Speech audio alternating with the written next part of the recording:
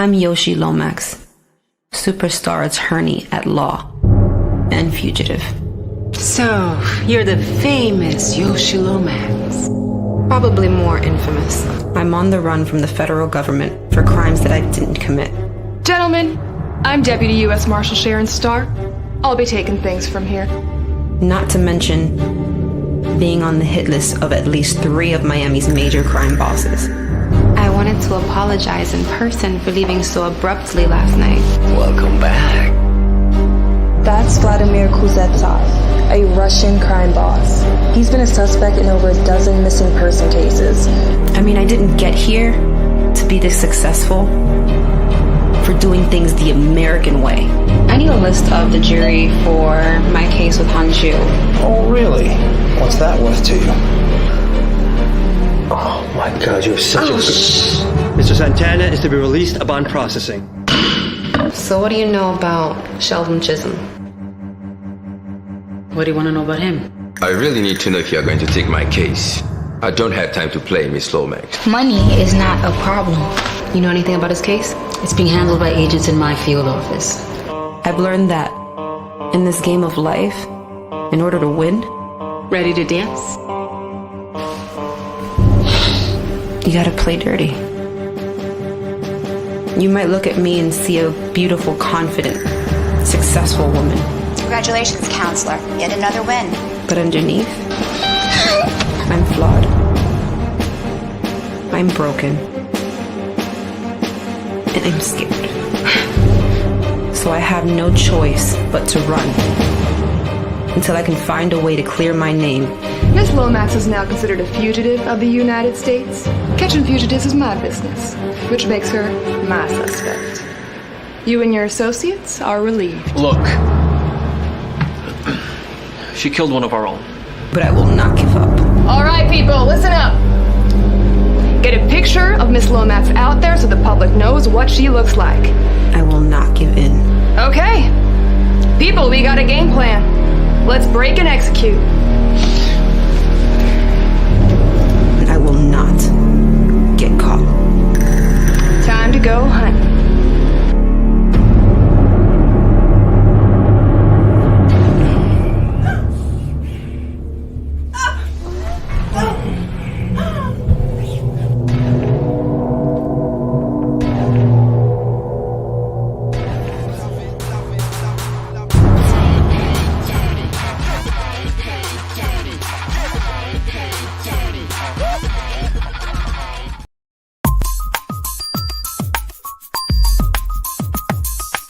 Real talk. Hey, I'm Gina Lou, and you're listening to Real Talk with the Director on Dollhouse Radio.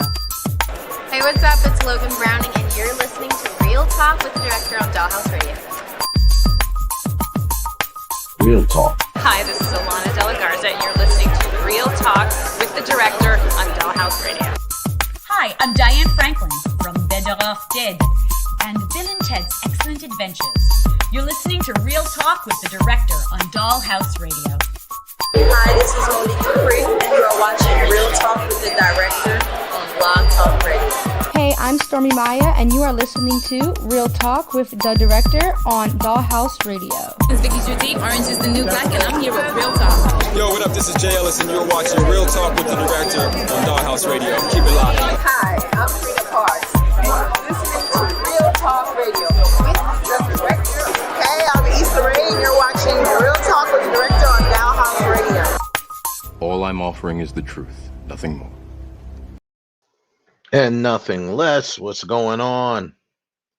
Welcome to another edition of Real Talk with the Director and the Jedi Council. I'm the Director.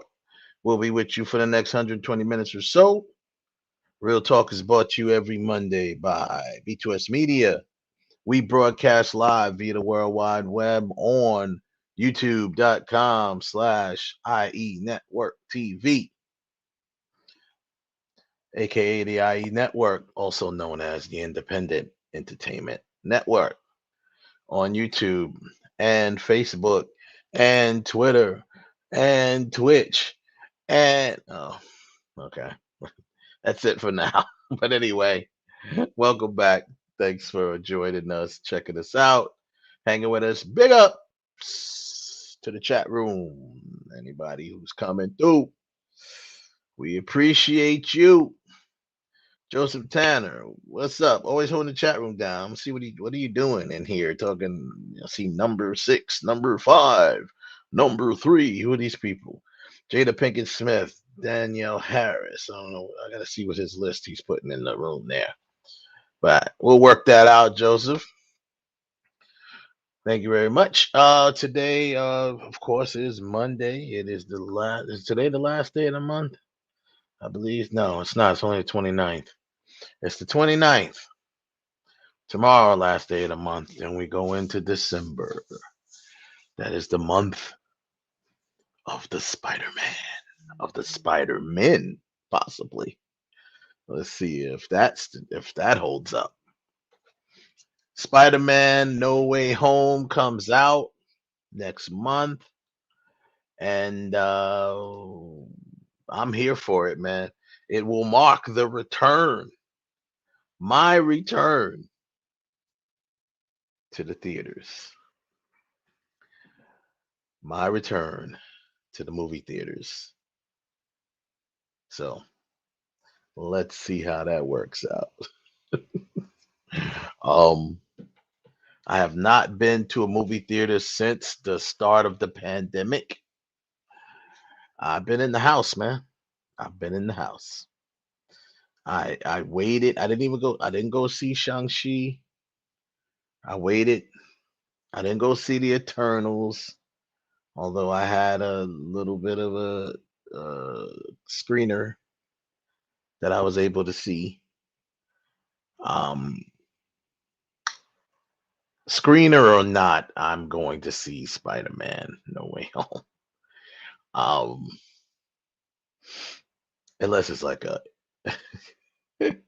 unless it's like a Blu-ray screener, then maybe I might stay home. But other than that, yeah, I'm gonna go there. So that's coming out. When is it coming out? December. What is it? December 10th or something like that. Or yeah. Listen, I gotta see this. The movie just looks so good. It's just too good. And the bottom line is, if I don't go see it within the first day or two, it's just going to be completely spoiled and told to me before then and there. And I spoilers don't bother me. They never did. I am not fazed by spoilers because I'm a movie critic myself and I like to go and judge for myself. So if people say, "Oh, but yeah, I'm sure, spoilers more so, oh, definitely both Spider-Men were in there with him." I mean, is that really a spoiler? The spoiler would be if they weren't in the movie. That would be a spoiler because you'd be like, "What?" It's something you're not expecting. So I not spoilers never bothered me. Never, never, never, never have. Probably never will. But I am gonna go check it before anybody decides to just tell me what happened. But this is the perfect time because I'm just gonna continue to do the show throughout December, but I am going to, other than the show and any other business transactions, I will be taking my yearly break from the from social media. Now, I don't know why this, is looking a little real blurry and crazy right now. Let me see what technical difficulties we got going on. Let's see what it's looking like on Facebook. Let's take a look. Because it's not looking too, yeah, it's looking real blurry. I don't know why. It's definitely not my connection because I have a decent connection. But the camera is tripping out. Let me see. Hold on one second here. Let's do a little test here.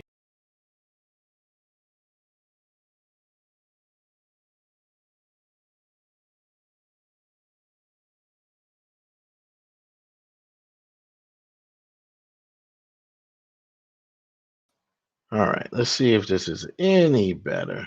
See if it's a little better. I don't know what's going on with this.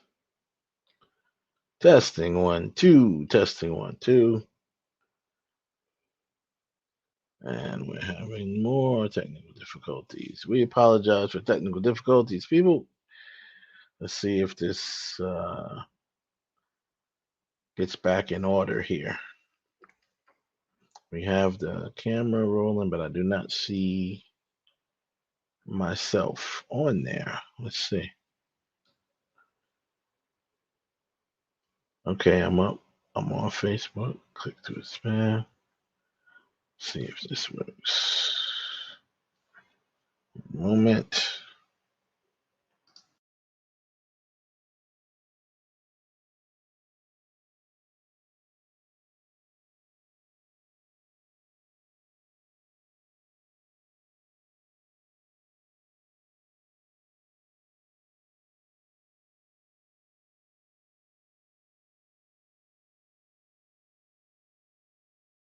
Let's see here. Still having some video difficulties. Let's see. Chat room, holla at me. What can you see? What's your vantage point right now? I see Ralph is back connected. Let's see if can anyone see me. They saying that Ralph said he hears me, but he does not see me. Interesting. So while I'm working that out, as long as I could be seen, then we'll do that. But while we're working the camera out, let's see. Let's just go here with it to get this camera situation worked out. Alrighty. Let's see if we can get Ralph in and see what's going on with him. Ralph, you hear me? I can hear you. Can you hear me? Okay, cool. Yeah, I hear you good. I'm just trying to make sure, I got my camera off at the moment because, I don't know, my camera's tripping out. Thank God I have a brand new Apple MacBook Pro on its way to be here on Wednesday. And wow. Yeah. Little plug for Apple. They need to cut us a check. Brand new MacBook Pro with the new M1 Pro chip in it. Super fast. So what they do? They must have jacked it from a ship out there in the ocean and go get it. Then they say, "Go get it for Wesley Clark." Yeah, man. I just had to get it, man. I ordered it a while ago, and it's I've been tracking it, and it did come from overseas, definitely. And I don't know. I'm trying to figure out what the heck's wrong with my camera. Why is it so blurry? Like I don't understand that. It's like blah blah blah blah blah blah blah blurry. But anyway, welcome back, Ralph. Yes, we've been off for a minute. Hello, everybody. How's everybody out there doing today? Hope everybody's Thanksgiving was good. Mine's was yes, okay. Yeah, Thanksgiving was pretty good, man. I made my famous shout out to my boy Deuce because he's the one who told me. He gave me that recipe, the famous sweet potato cheesecake. Sweet potato. Yes, you heard that right. Sweet potato cheesecake. I had something I haven't had in a long time. My mom, because I've been complaining about it, my mom found a bakery, got me a little mini pecan pie. Man. Pecan pie is so good. It's not even funny. It is so good. It is not even funny. But she found it. Because some places sometimes like a little too sweet or a little too much of this and this. No, this was just right. Yeah. Oh, dope. Dope. Yeah, man. So, like I said at the top of the show before, all of the technical difficulties that we're still trying to get worked out, but yes, this will mark my return to the movie theaters. The Spider-Man No Way Home film. Gonna mark my return to the movie theater. I've already purchased my ticket. I pulled a Kevin. What I mean by that is I purchased 2 tickets, so motherfuckers don't have to sit next to me. Wow. I purchased 2 tickets. That's right. If the seat in front of me would have been available, I'd have purchased that too. I want a box. I want to create a box around me. I want nobody sitting there. That's right. I'm gonna put my popcorn in one seat. That's a damn shame. That's a damn shame. I'll put my popcorn in one seat. I'll put my soda in another seat. I'll put my candy in another. That is a damn shame. But hey. Hey, long as they got the ticket money, so they can't press me on it. If I bought and purchased those seats, I'd be like, somebody's coming. They're just coming late. People are like, is this seat taken? No, yeah, it is. I don't see nobody. They're on their way. It's gonna be 30 minutes into the movie. Is this seat taken? Yep. They're on their way. They're just making a popcorn run. That's all. They're on their way. So, yeah, that's going to be my line for the night. Excuse me, sir. Is this seat taken? After the theater's going to fill up. So after the theater fills up, excuse me, sir. Is this? Yep. They're on their way.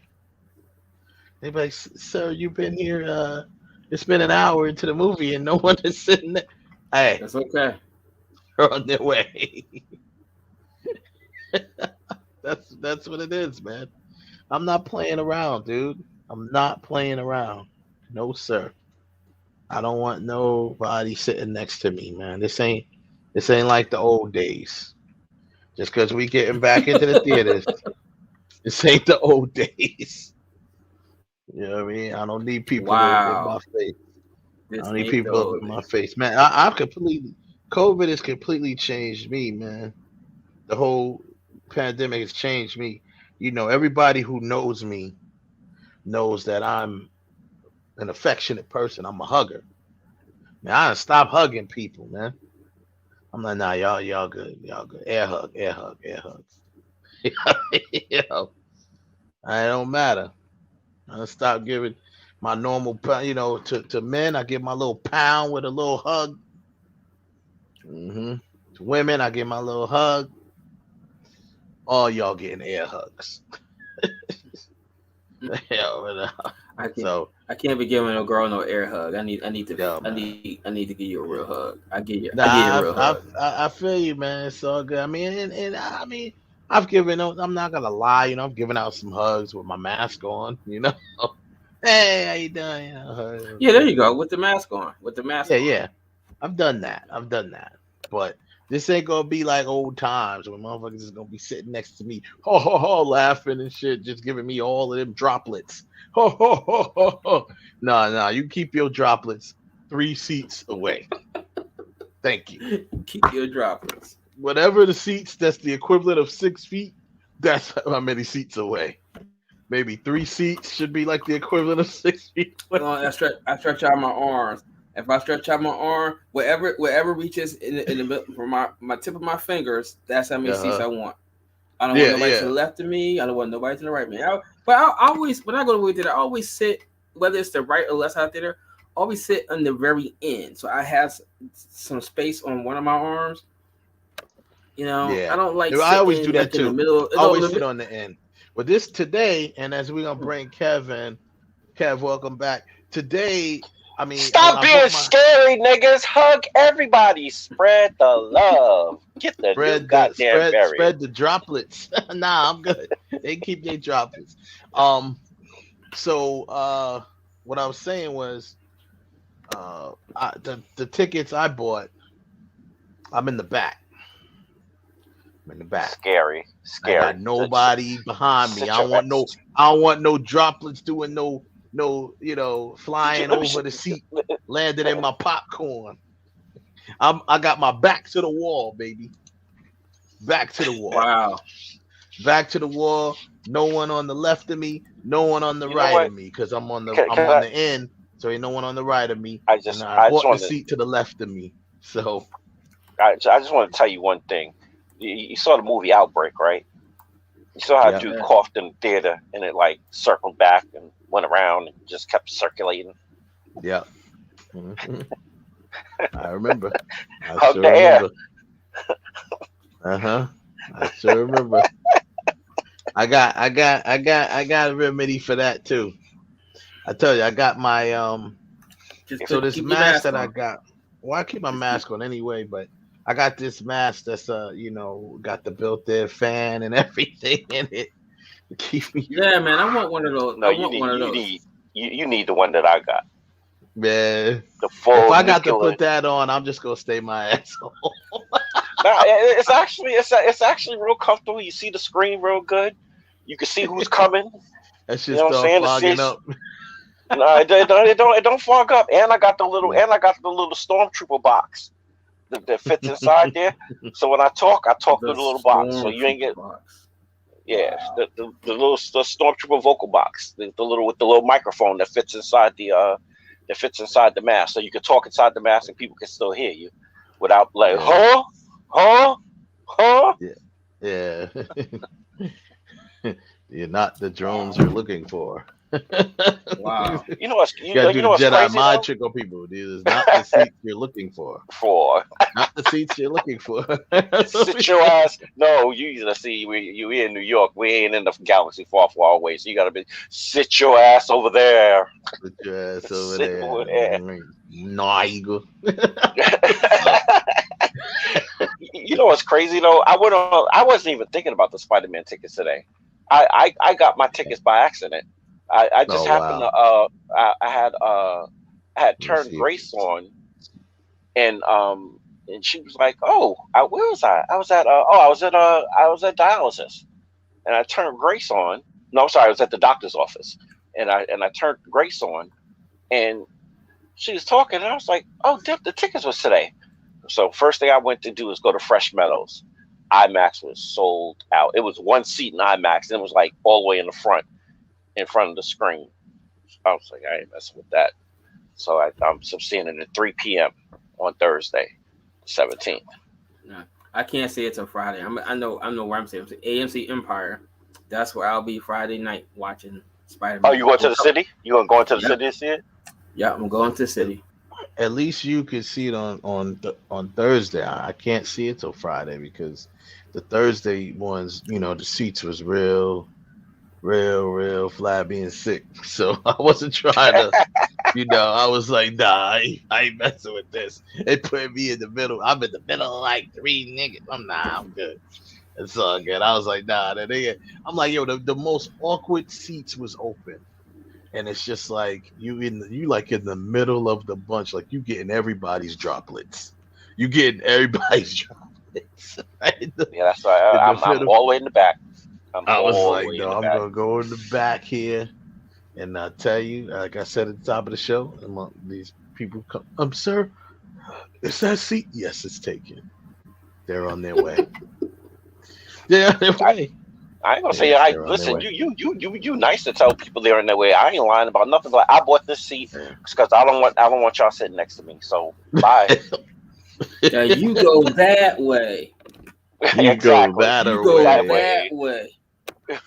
That away, yeah. So, like the last time I went to the movie theater, what I don't understand is why are people still sitting in other people's seats? Yeah, that's crazy. Yeah, that now that's gonna get you two-pieced. You see what I'm saying? I show up and somebody sitting at my seat, I'm spraying them with Lysol. Get the hell up! I'm spraying them with Lysol. I'm gonna act like I don't see them, and I'm just gonna take out my Lysol and spray it right in their face. I'll be like, "Yo, I didn't know you were sitting there because this is my seat. I was actually about to wipe my seat down before I sat in it. Damn, my bad, medic." It's crazy. This guy. I went. Me and Aiden went to go see the Transylvania movie. I'm sorry, the Addams Family too, and we get inside the fantasy in Rockville Center. We get inside, we go upstairs. Gary sitting on this dude is all in the seat. I'm like, excuse me. I'm like, you're on my seat. Oh, dude, I'm sorry. I mean, your seat is up. Go sit your ass up there. Why you back here? Yeah, why you buy? People really want to buy seats and be like, well, I'm just gonna move up if nobody's in their seat. Who the hell do you think how many times do people buy seats and never show up? Very rare. Very, rare. very Oh, rare. ain't Very nobody rare. got money to be doing that. Nope. Nobody got no Very money to be rare. doing that Shit, nonsense. my tickets cost $1.88 and I barely do it. I don't care if I can't make it, I cancel my ticket. Please. Yeah, come on, man. It's like, why are you sitting there? You know it's not your seat. Nope. And just because that person ain't there when you get there, you want to try to take their seat. See, that's that BS right there. I can't. But here's the other thing with that one, because it's not like when you get there, like since people are buying seats in advance, you see the map of where you want to sit. So why do you just pick the seat that you wanted? If it wasn't available when you tried to do it online, right? What makes you think it's going to be available when you're now standing there? It's not available, bro. Get the hell out. Yep. Fuck out my seat. Yep. Yeah. Listen, you know the freaky thing to me is when people buy tickets, like you make the conscious decision to go sit next to somebody, like the whole movie theater is open. There's like 40 seats open, and you want to come sit right next to somebody. Who does that? Yeah. It never fails. I always get some old creepy looking mug that just rolls up next to me and sits down, and I make him uncomfortable because I just keep looking at him. I keep mumbling under my breath. Who the fuck does that? Who comes and just sits next to somebody in an open movie theater? I just start talking, and they get up and move. For real. Yeah, I mean, it's crazy, man. It's crazy.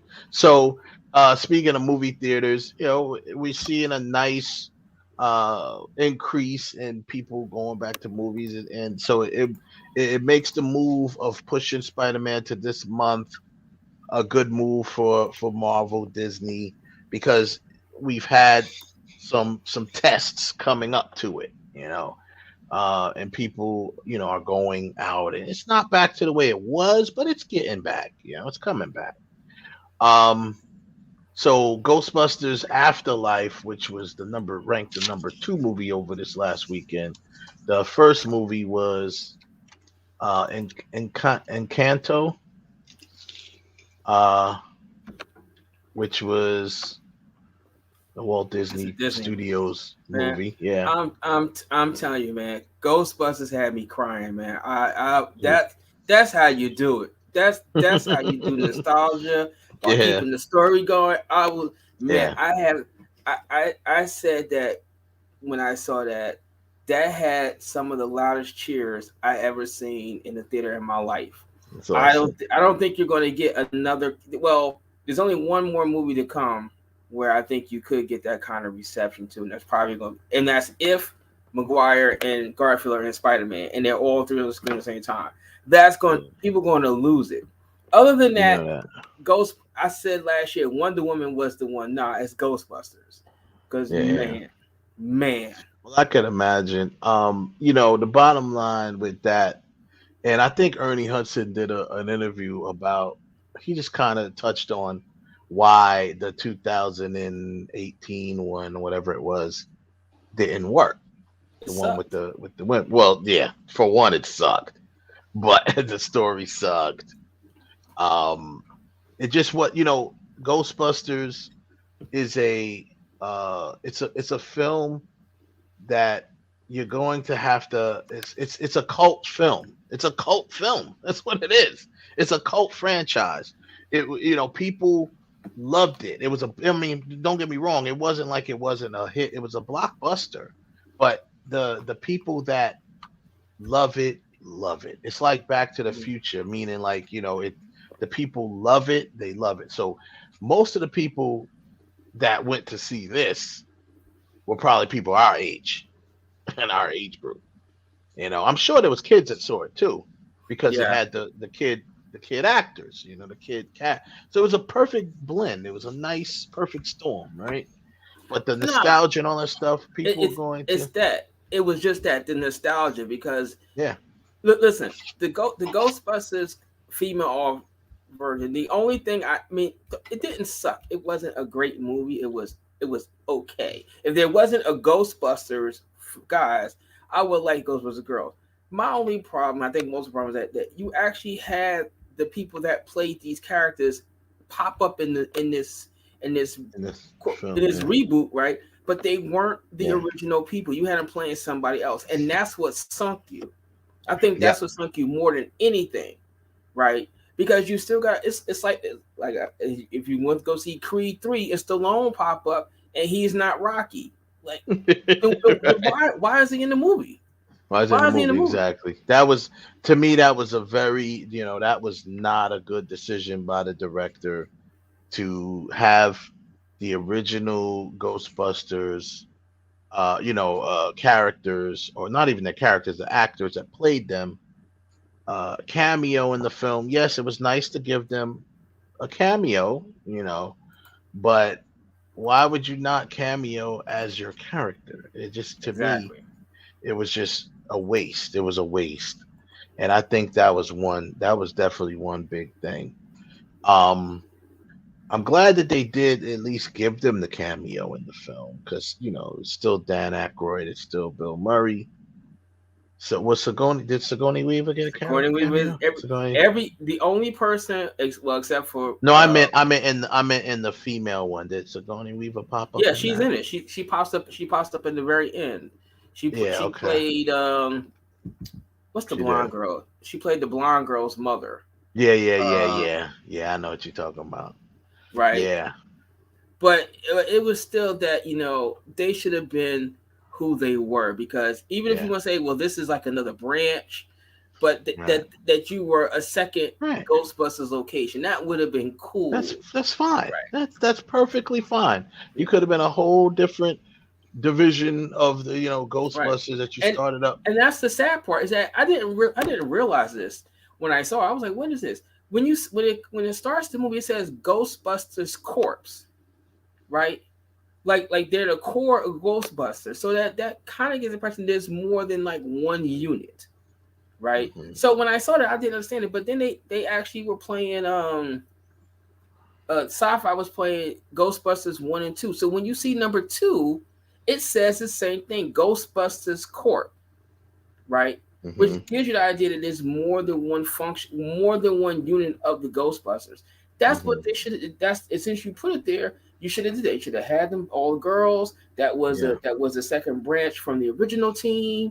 Now you got more than one team. I would have rolled with that one. Would have been But the fact that they went when they did. So now you fast forward to this, you have they got it right. First of all, the original director's son wrote and directed this film. Mm-hmm. That's the first good move. That's good move number one. And because he did that, really made Dan Aykroyd, Bill Murray, and what's his name? Ernie Hudson really wanted to participate in this film. And they tie it in. Obviously, the little girl, she ends up being Egon's granddaughter, right? Yeah. Yeah. So tie that in. I mean, you got it's you have all the elements there, and it was set up for a nice. I mean, then you got the modern people in. You got the young kid in there, Finn. You got the little girl. You got Paul Rudd in there. You got that's gonna help drive the these are faces that today's generation recognize. So you have a perfect blend of today's generation, tomorrow's generation with the young kids, and yesterday's generation. Mm-hmm. All blended. So that's why it's working. And right now it's at 115 million worldwide, which is cool, man. 87 million domestic. It's gonna get a lot higher. Huh? Yeah. That's gonna get a whole lot higher. That's awesome, because this is any type of Ghostbusters movie, stuff like that. This is people are going to they're gonna still go check this out as long as it stays in. House of Gucci was released in the theaters this week. That is the film that is directed by Ridley Scott, right? Didn't Ridley Scott do that? Mm-hmm. I want to see that. Right. House of Gucci. You know, that's really Scott, boy. He's just he just still going hard, taking shots at the superhero movies or the comic book movies. It's like, bruh, bruh, move on, move on. It's you have nothing. You ain't got no wins here. You know what I'm saying? Just move on. Sitting here bad mouthing superhero films is not going to make people stop watching superhero films. Just gotta tell you that right now. It's not gonna happen. And once Spider-Man hits, oh Lord, it's gonna be right back to a superhero craze. Once Spider-Man drops, and we just got word that they confirmed 3 more Spider-Man projects on the way. 3 more Spider-Man. One of the executives, I think, over at Sony confirmed 3 more Marvel-produced Spider-Man projects on the way. That was the little confirmation there. They're like, yeah, they're not going nowhere. So, dude, Ridley Scott, you're a legend. You're great, but bruh, let it go. You're fighting a losing battle. If you're gonna sit here and blame the comic book films for why your film doesn't do well, you're just playing yourself. You're setting yourself up to just get played, and you're playing yourself. Do your thing, because he has the House of Gucci, and then he has that other one too. What's the other one called? Well, he had the last duel. And that's what he was talking about. I mean, I kind of sort of get what Ridley Scott is saying. That with the comic book movies, and I don't think he's bashing the movie. I think he's bashing. No, he is. He's bashing he has been bashing. Not say a particular movie, but he's been always, just like some of the other ones, been basically dismissing it as a joke. Like the fact that people love these movies so much is a joke. He's like, they're garbage. He literally said that the movies are garbage. So go ahead though. Finish your thought. Well, I was trying to. I think what I thought what he was trying to say was that so long as comic book movies coming out, and I guess people have the choice like what do you want to see, that they're going to go with quote unquote the formula movie and not take the chance of something original, something different. So like the last duel was not a movie that was like, oh my god, I gotta go see it, but it did have some people in it that you said, yo, I might want to go see this Matt Damon movie. I might want to go see this Adam Driver movie.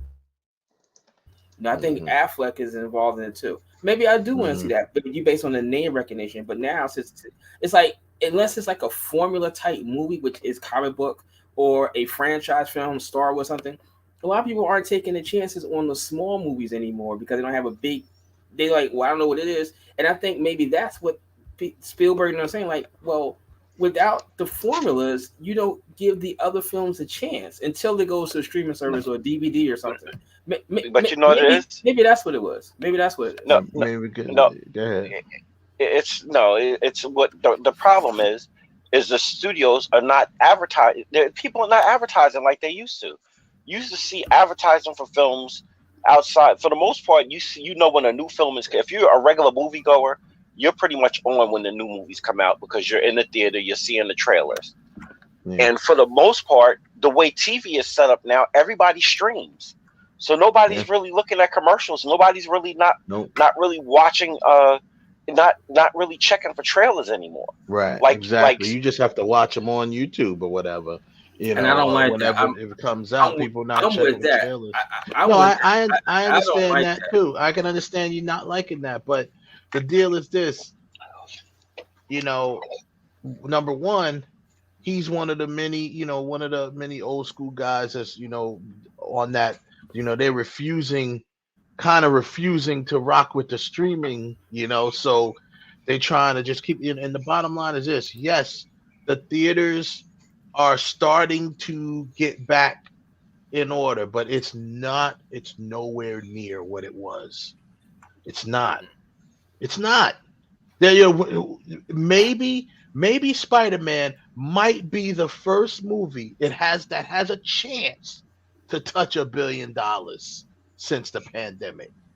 This movie is the first one that has a chance I touch it. I honestly gotta say, and I'm only might speaking go. for I'm only speaking for New York. Well, well, really for Long Island, because I haven't been to the city in a movie since before the pandemic started. The year before was when the last time I been to the city. But I know here on Long Island, the movie theaters are back to normal.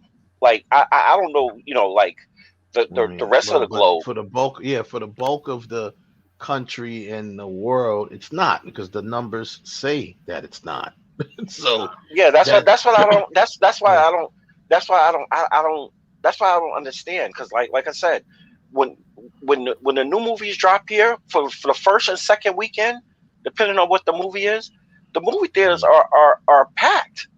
Like yeah, but with that, they're not. I mean, like around here, the movie theater last show might be 9:30. Well, ordinarily it would have been 11 midnight. Like midnight screenings is right now is done. I mean, even when I was in Los Angeles, now I'm in LA, which is movie ground zero. They're not even running movies at 11, 12 o'clock at night, and that's right. That's a car ride for a student to walk over and get someone the chip to play the movie. They gotta just walk over there. They're not even doing that. A lot of places don't offer matinee shows during the day. They may start in theaters, like my theater, like there was one they would start movies up at 4 o'clock in the afternoon when they would be 11:30, 12 o'clock. Well, that's because school started. Cut down on the places. Well, that's because school started back up. Session. Yeah, it was session usually still has. That's what I mean, they still have. I mean, even with school, during the school years, the theaters normally still started at 12 the latest. Exactly. No, out here for the last 2 to 3 years, during when school was open, especially the AMCs, they haven't been having, like, their movies started at the latest 3, 4, at the earliest 3 or 4 o'clock. Yeah, unless it's that's a concentrated area, Long Island or certain part of Long Island, that's like a concentrated area. So I could see that being that way, but for the for the most part, it kind of like goes like that. But either way, bottom line is, Mr. Ridley Scott, you need to just make your movie, do that, and you need to get, you need to still, like, I still stand on what I've always said. I don't give a what about the theaters, man. Streaming is still and always will be the now and the future. So you need to get with it. It's just that plain and simple. You need to get with it. So they tried to start shut watching down your movies, because I don't mean to cut you off, Kev, but what Ralph said about your point, what you said about and I agree with, maybe people, they don't want to take chances on, because number one, let's keep it a buck. We can't speak to this. We cannot speak in these mics like how we are. Let's speak how the normal regular person is that don't, go to movies all the time, or not movie experts like us. The bottom line is movies are expensive, and they're not going to take the chance to spend all that money, especially this pandemic hasn't been worked out completely yet. They're going to chance to spend all that money. They're going to spend it on something that they feel is worth it. Now, watching the streaming, there are plenty of movies. That's pretty much what our show is about. Some of these early Oscar or early awards predictions that I'm thinking about, these are all movies that aren't really in the theaters. They just had theater openings. I mean, just so they can qualify for the damn Oscars and stuff like that. Passing, King Richard, Bruised. I'm gonna tell you, I don't mean to interrupt, but I saw that movie Passing. I'm sorry, it was like watching molasses dry. It was boring. It's only 89, and the sad thing is only 88, 89 minutes, and it felt like 89 hours. It is boring, but that's the kind It's of funny you said that because Oscars, though, so. It is. It's funny you said that, because I didn't think it was that long. It didn't feel that long, because actually the way they were time jumping like that, the movie kind of felt not rushed, but it felt like it wasn't. The movie had good pacing. It wasn't slow at all to me. Yeah. It was really boring. good pacing. It wasn't boring either. I mean, it was. I mean, it wasn't to me, it wasn't boring. I mean, it's just about unless it was just a different movie out there called Passing that I looked at the wrong I'm one. sure it's the same movie, but I mean, the movie is the way this story is for Passing. It's something that it's a topic that not everyone knows about. It's not, and the way this director chose to tell this story, she wasn't going to spoon feed it to you. This is a type of movie that you're gonna have to do research about to really understand what's going on and the theme. You do. You could basically on the surface understand what passing is. It is what was people did. It is something that really people did. This whole story is based on true events that from the book and stuff like that. So right, we all know that. Okay, but the way she told the story, I don't think that it was a boring. I think the fact that it's dialogue heavy. Yes, it's gonna be dialogue heavy because that's how you're supposed to find out about the story. You're supposed to find out what's going on through dialogue. So I think the first act when she runs right into the girl who's passing. Well, actually, she was passing at the time too, kind of like on her own because over in the white neighborhood. And then she runs into her homegirl. Girl approaches her. She ends up in the room with her, and then her husband comes home and is talking all this. That whole scene to me was very. I mean, it was intense because not intense into the word that people normally think of intense, but it was a lot of anticipation building with that because you're thinking, if you're really following the story, you're thinking, oh man, yo, it's, what I'm saying, like this dude is talking mad reckless right now, and he don't realize she's black. He's sitting here talking mad reckless. He already doesn't know that his wife is black. We know that because that's the whole point of passing, right? Listen, I'm gonna keep it a buck. I'm gonna keep it a buck. He was being willfully ignorant of his wife, because there's no way in hell that woman, and that's the reason why they shot it in black and white. That's the reason why they shot it in black and white. But I think that was more so, Kev, because of the actors that they used. But you have to kind of, and I know what you mean by that, but I kind of put that behind me because I know what they're talking about or what they're trying to talk about. So these actors are just playing characters, as we know. So because of the fact that they wanted to go with two of the best actors that were light enough that if they shot it in black and white, blah blah blah blah. But we all know in their world, if we were in that world, she passes for white. You know what I mean? So that's why even Homegirl, it was but that's what I'm saying. That's why I'm saying why I think they went with showing it in black and white versus showing it in color.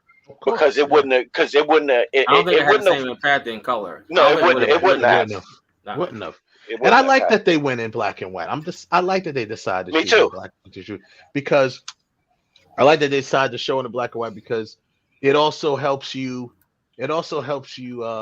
It gives you that feeling of the time as well. Mm-hmm. So it helps you with the time period. But that scene to me, I was like, whoa. This is a crazy intense scene, and then later on in the movie when she bumps into him, you're like, oh, your heart start beating for her, like, yo, what's gonna happen? What's happening? So I don't think it was boring. Obviously, it was dialogue heavy, and it had some points in there that left some people not wondering, but kind of wondering. It's discussion. What this director did wasn't much different from what the book interpreted. The book interpreted left it kind of open interpretation, but the book itself kind of led one way, leaned a little further in one direction than the other. But and it's not to spoil it for anyone who hasn't seen it yet. I'm not gonna spoil the ending for you, but the bottom line is the ending was shot this way, obviously on purpose to leave open for discussion. Which it's funny. That's funny.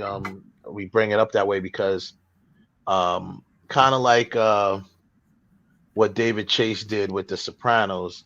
He did it like that because he had a feeling. He didn't know, but he had a feeling that would leave people discussing The Sopranos. And here we are 20 years later. Ever. Right. We're talking about that forever. Here we are 20 years later, and we're still discussing. Did he die? Did he live? Yeah, did he die? Did he not die? And not to jump off a subject, but there's a nice podcast that Michael Imperioli does with one of the other guys from The Sopranos. It's called Talking Sopranos. And here we go. Like I said, 20 years later, they still got these things going.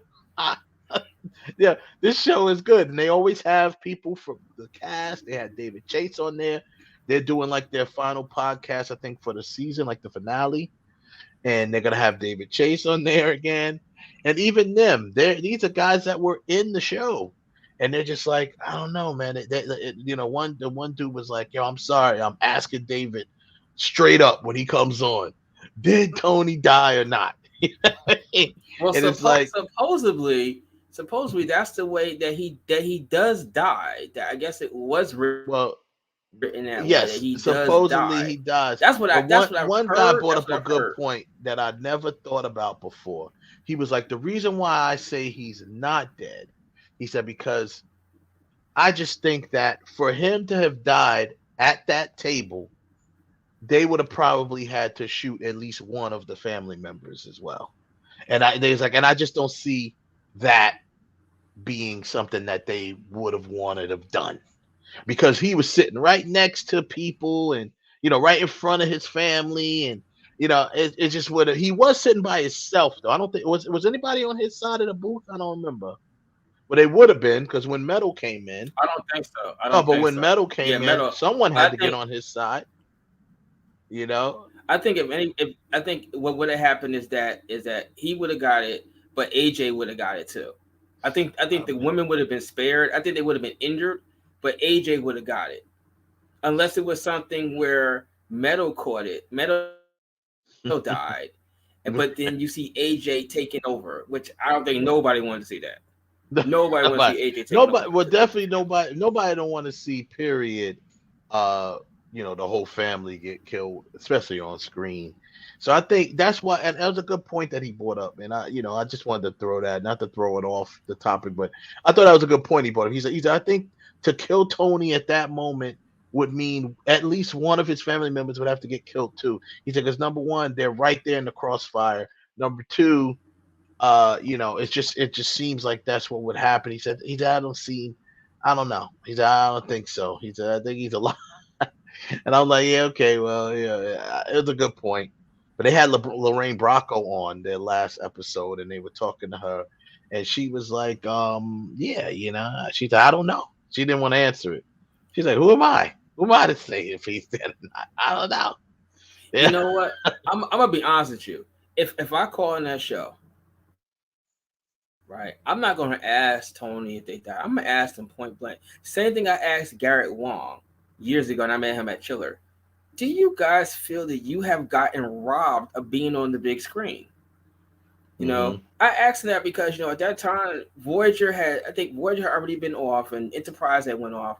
But, the plan was for like Star Trek that each series was going to get at least one theatrical movie. And they only did Next Generation.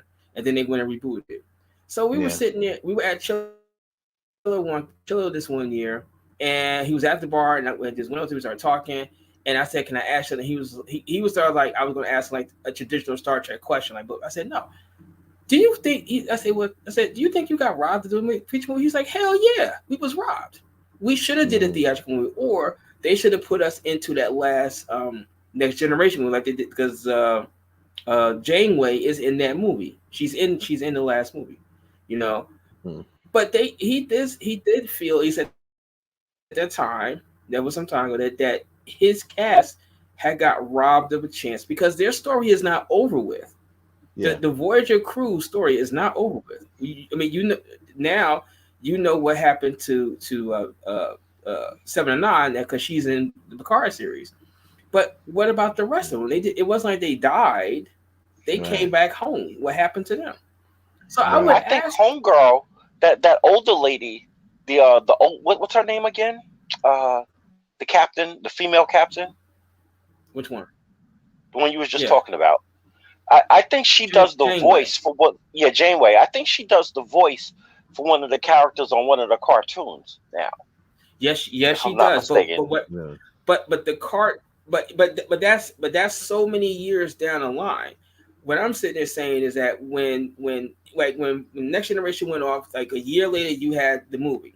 When Voyager went off, if the Picard series never came out, you would have no idea what happened with the Voyager crew. Even in the reboot of Star Trek with Chris Pine, there's a reference to Enterprise about the character that Scott Bakula played, because now he's an admiral. So it's a reference in there, and you kind of sort of figure that it's so many years later that obviously everybody from that part of the series has passed away because it's so far in the future. But what about the same thing with Deep Space Nine? You don't really know what happened to all of them. What happened to them? So you would ask David Chase, or you would ask the actors, do they feel they got? I mean, I think the Sopranos. That's a great question. That's a great question, Michael Period.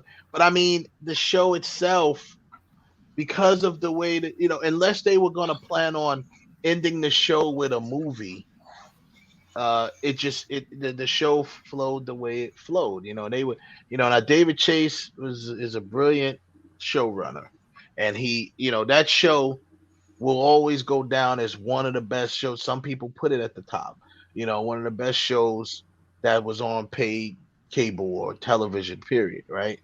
And so everything played out. I just don't think the finale would have to be a movie, because there's nothing that they can do in a movie that would be able to really play out properly. And then what are they gonna do? Come back to the series? Like that's the thing though. Once you go to the big screen, it's weird to come back to the series. It's a little weird. Well, so not for nothing, especially on a show like that. But not for nothing, you got that. But for not for nothing, you got that happening right now. Look at Sex and City. Sex and City, the show ended. But then they gave us 2 movies. But now they're coming back with it. They're restarting it. And they're restarting the series, but that's different. That's a little different because it gave it a little time, right? It's a little different because they're starting it back up. They're giving it a little time instead of having a movie and going right back to the series. Like, you can't have a movie smack in the middle of the series. So when you do the movie, you have to plan it as the movie being the finale. Like, we're going to do our finale, our series finale. That's what happened with X-Files. Is a film. Right. Yep. If it's our series finale is a film. What happened with that X-Files. just has to be planned. Yeah, he'd have to plan it like that. Imagine if he'd have planned it like that and ended it the same way. People would have been crazy. They'd have tore that movie theater apart. Yeah, because now you're sitting saying, wait a minute. You fooled me once because you said, okay, we're doing a Sopranos movie, so we don't know. Now you gave me a Sopranos movie and you ended it the same way as the show. What the hell, man? What the hell? Yep. Or even if they didn't end it like that in the show, that's just how they ended it in the movie. Let's say the movie was the finale. They planned it that way, where it's like, hey, we're gonna show you all 8 episodes of the final season, and then the 9th episode is a movie that we'll be showing in the theaters, and then you go and watch it, and it's a 2-hour movie, and it ends the same way. I think people would be pissed. Yeah, but like people have. Man. It's funny because people have gotten over it. Some people haven't, but some people just like, yeah, I just accept what it is. Especially now that Gandolfini is gone. See, I think if Gandolfini was not gone in real life, you'd get more complaints because people be like, nah, we got to get the crew, we got to get the band back together, and we got to shoot this ended properly, But that I agree. James, if Gandolfini was alive, If Gandolfini was alive, I don't think you would have got the Saints in Newark. I don't think No, you wouldn't have. You wouldn't have got the many Saints. They wouldn't have got the many Saints. We would have gotten the movie. Yeah, we would have got the movie that you're talking about. We would have got that movie. But unfortunately, by that time, there would be no Michael Imperioli because he died before the finale. Yeah. He died a few episodes before that. You know, his character, the way his character died was crazy anyway. So, you know what I wanted to bring up, just moving forward. Well, speaking of movies, of course, we talk about Red Notice surpasses Bird Box as the most watched movie in Netflix history. All right. Like we said, I was talking about streaming. People are watching movies, Mr. Ridley Scott. They're watching. I mean, you know, this would be a blockbuster movie probably in the theaters if they put it in the theaters like that because of the names attached to it. But you know, even these big name people, these A-list actors, they're all superheroes. Every one of them have played superheroes. Yeah, that I was gonna say that the other day when you had posted that, and I said what I said, and I said Godot, Johnson, and Reynolds. And Reynolds, yeah. But I really wanted to say Wonder Woman, Deadpool, and Black Adam. And Black Adam. So here are some 3 superheroes who've been in superhero films and blockbusters. Black Adam hasn't come out yet, but it will be one of them blockbuster superhero films. So, and he's a superhero anyway, right? Regardless, he's a real life superhero. But now they are doing deals on Netflix, doing Netflix movies, getting that check. Like, yo, Ridley Scott, Mr. Scott, I'm sorry, bro. You got to get with it, my dude. Get with it or get left. It's just that plain and simple. So you can still do your stuff in the movies. You can still put stuff out in the movies because, like we said, these movies we talk about, King Richard had a simultaneous release. It was still part of that deal, I think, that HBO Max did with Warner Brothers. Will Smith did the right thing and went into his own pocket and paid cash to the actors in the film to compensate for, so it won't be another, Scarlett Johansson situation, so and that wasn't the situation. She was going to get money regardless. Man, we're not even gonna talk about that because they've we're not going back in that one. Yeah, they settled it, so it is what it is. But Disney never said she wasn't going to get no money. That was Sia. That was her agents, and they agreed. Yeah, but your argument that's not really to me doesn't matter because that's their job. That's what they're hired to do. That's why they're not thinking about her because she wasn't thinking about that because she already knew she was getting her money. They were thinking about their pockets the same way the agents did during the writer's strike. Doesn't matter whether they thinking about her or not is irrelevant. They work for her. That's what they get paid to do. That is what they get paid to do. If she don't get paid, they don't get paid. Period. And there's no way. But see, that's the whole thing. She was already getting paid. They never said. They did. Go back and look at it, Wes. They never said she wasn't getting any money. Disney never said that. Nothing. They didn't give it. If they was gonna give it, they would have gave it already. How are they gonna give it already when they haven't even gotten the receipts back yet to even calculate what she would be getting? Did it? Warner Brothers negotiated. That's a whole nother thing that Warner Brothers did. She was still going to get her cut. What Warner Brothers did was compensate for the money that actors or whoever that would have got certain amount of money from box office stuff wasn't going to get or possibly wasn't going to get because of the whole, the simultaneous release. That's what they did. That's what Disney did not do. Yeah, that's what Disney did do. Disney, they said it. They didn't do that. Even they did too. Even Grace said it. Even Grace said it. You know how I can't stand her. Wait. But Kev, that don't mean nothing that Grace said it. Even though Disney settled, the terms are kept quiet. So did Disney give her the full $60 million, or did they work a deal out with her to give her what they felt that she would have got what she was going to get, whatever her percentage was supposed to be. She was supposed to get $60 million. Right. She was supposed to get $60 million. That's what she was supposed to get. $60 million. Now, estimated, or whatever the case may be. But all I'm saying is, the thing I'm talking about is this: regardless, if she got what she was supposed to get, it'd be no big deal. Agents get paid. They get paid from a percentage of her money. So if she got what she was supposed to get, they would have got paid. So the bottom line is, and once again, for you to say or to assume that she had nothing to do with this, because they work for her.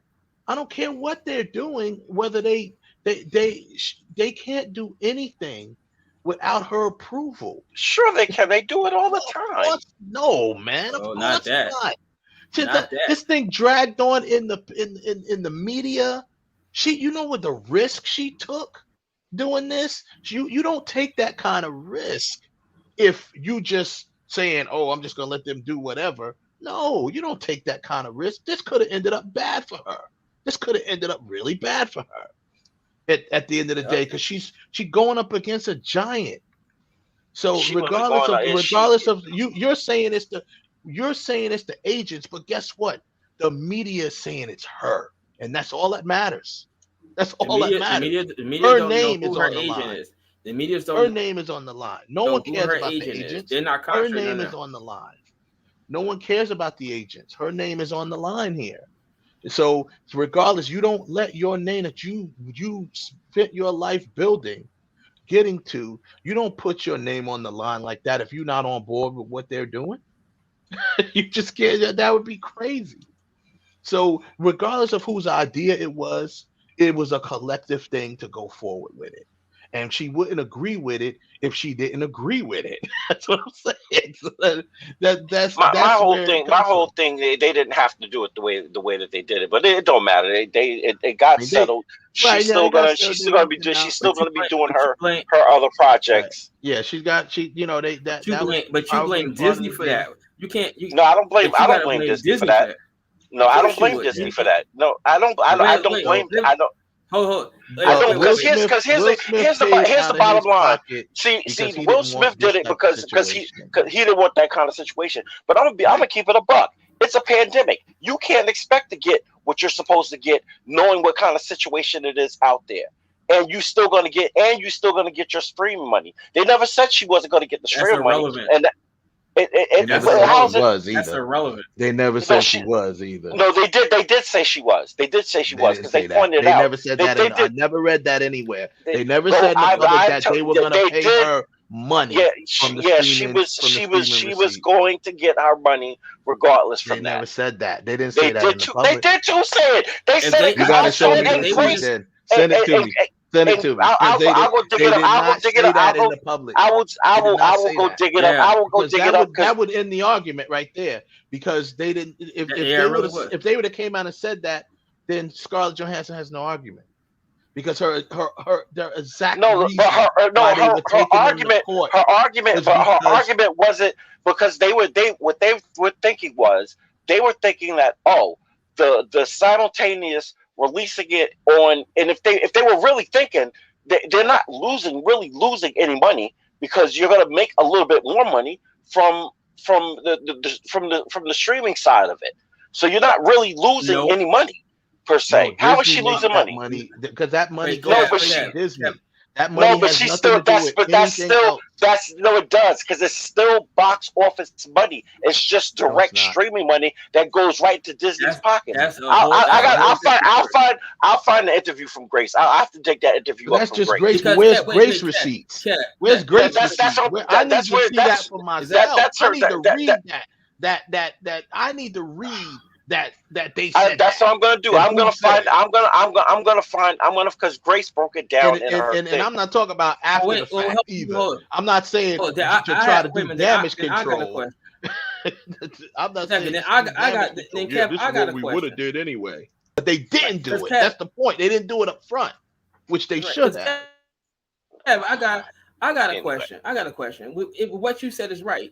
If Scarlett was entitled to $60 million, okay, but it did so at the box office, but it did beaucoup business on streaming, and now that 60 now jumped to 90. Would Disney have given her the extra 30 million, or would they give her the contracted agreed to 60 million?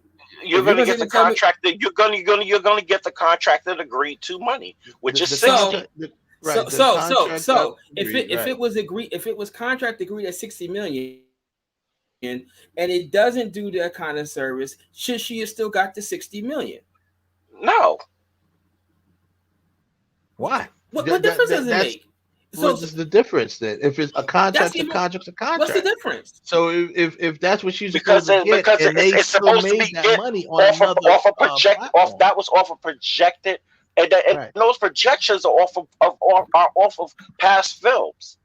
Okay, but what I'm saying is from box office sales, right? But from box office. What I'm saying is this: if they projected 60 millions, if they projected 60 million, but in reality it does better than what they projected, and now she could really get 90 million.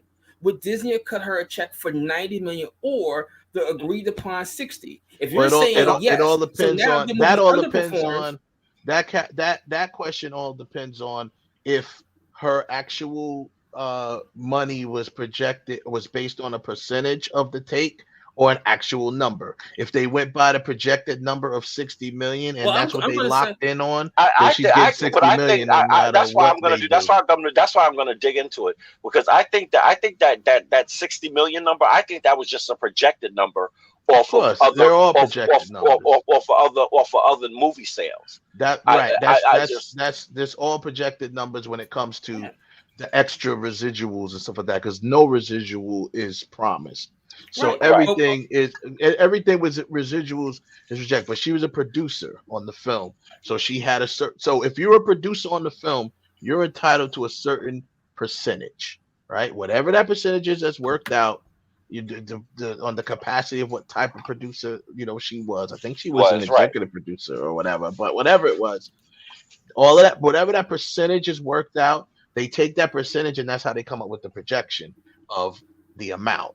So if it's whatever percent, and they know that normally based on projections, these movies do X amount of millions of dollars. This is the projected percentage that you should be getting based on the projections.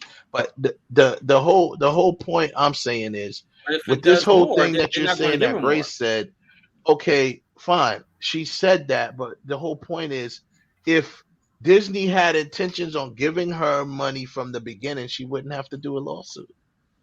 She wouldn't have had to do the lawsuit. We wouldn't know nothing about it. We wouldn't know nothing. We don't know nothing wiser. She would have got her check, and that would have been that. It just would have got it later than usual. They were, we had to switch things up because of the pandemic. Now we got, we did this thing with Disney Plus. Boom, boom, boom, boom, boom, boom.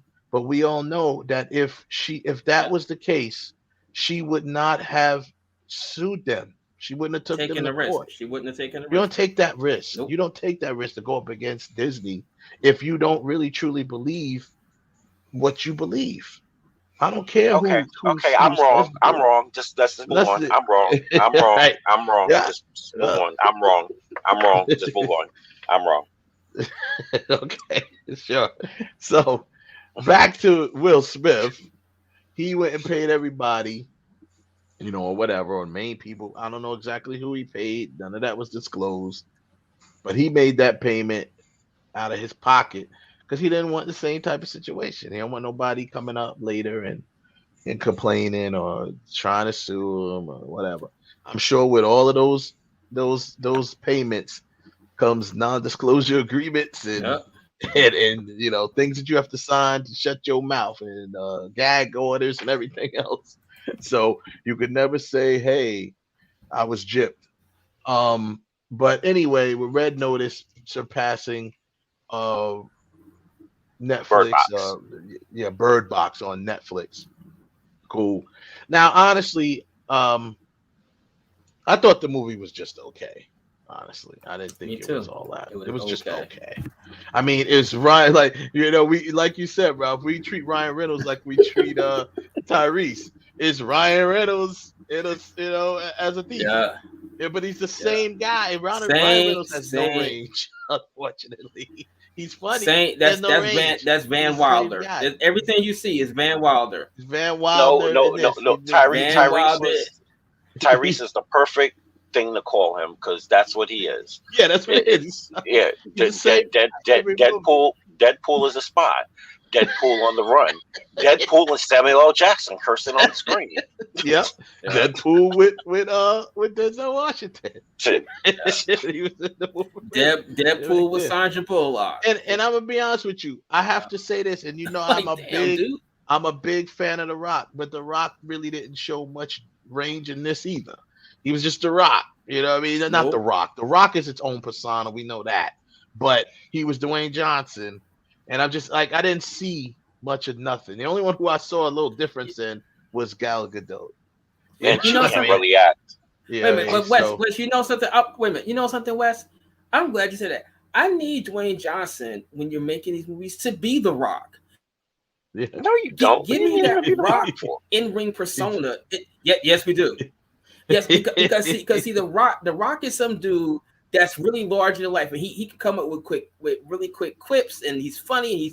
He's not this. This happened to my dad when I was. But the character he's playing is not the characters that he was playing in his different roles. Ain't The Rock.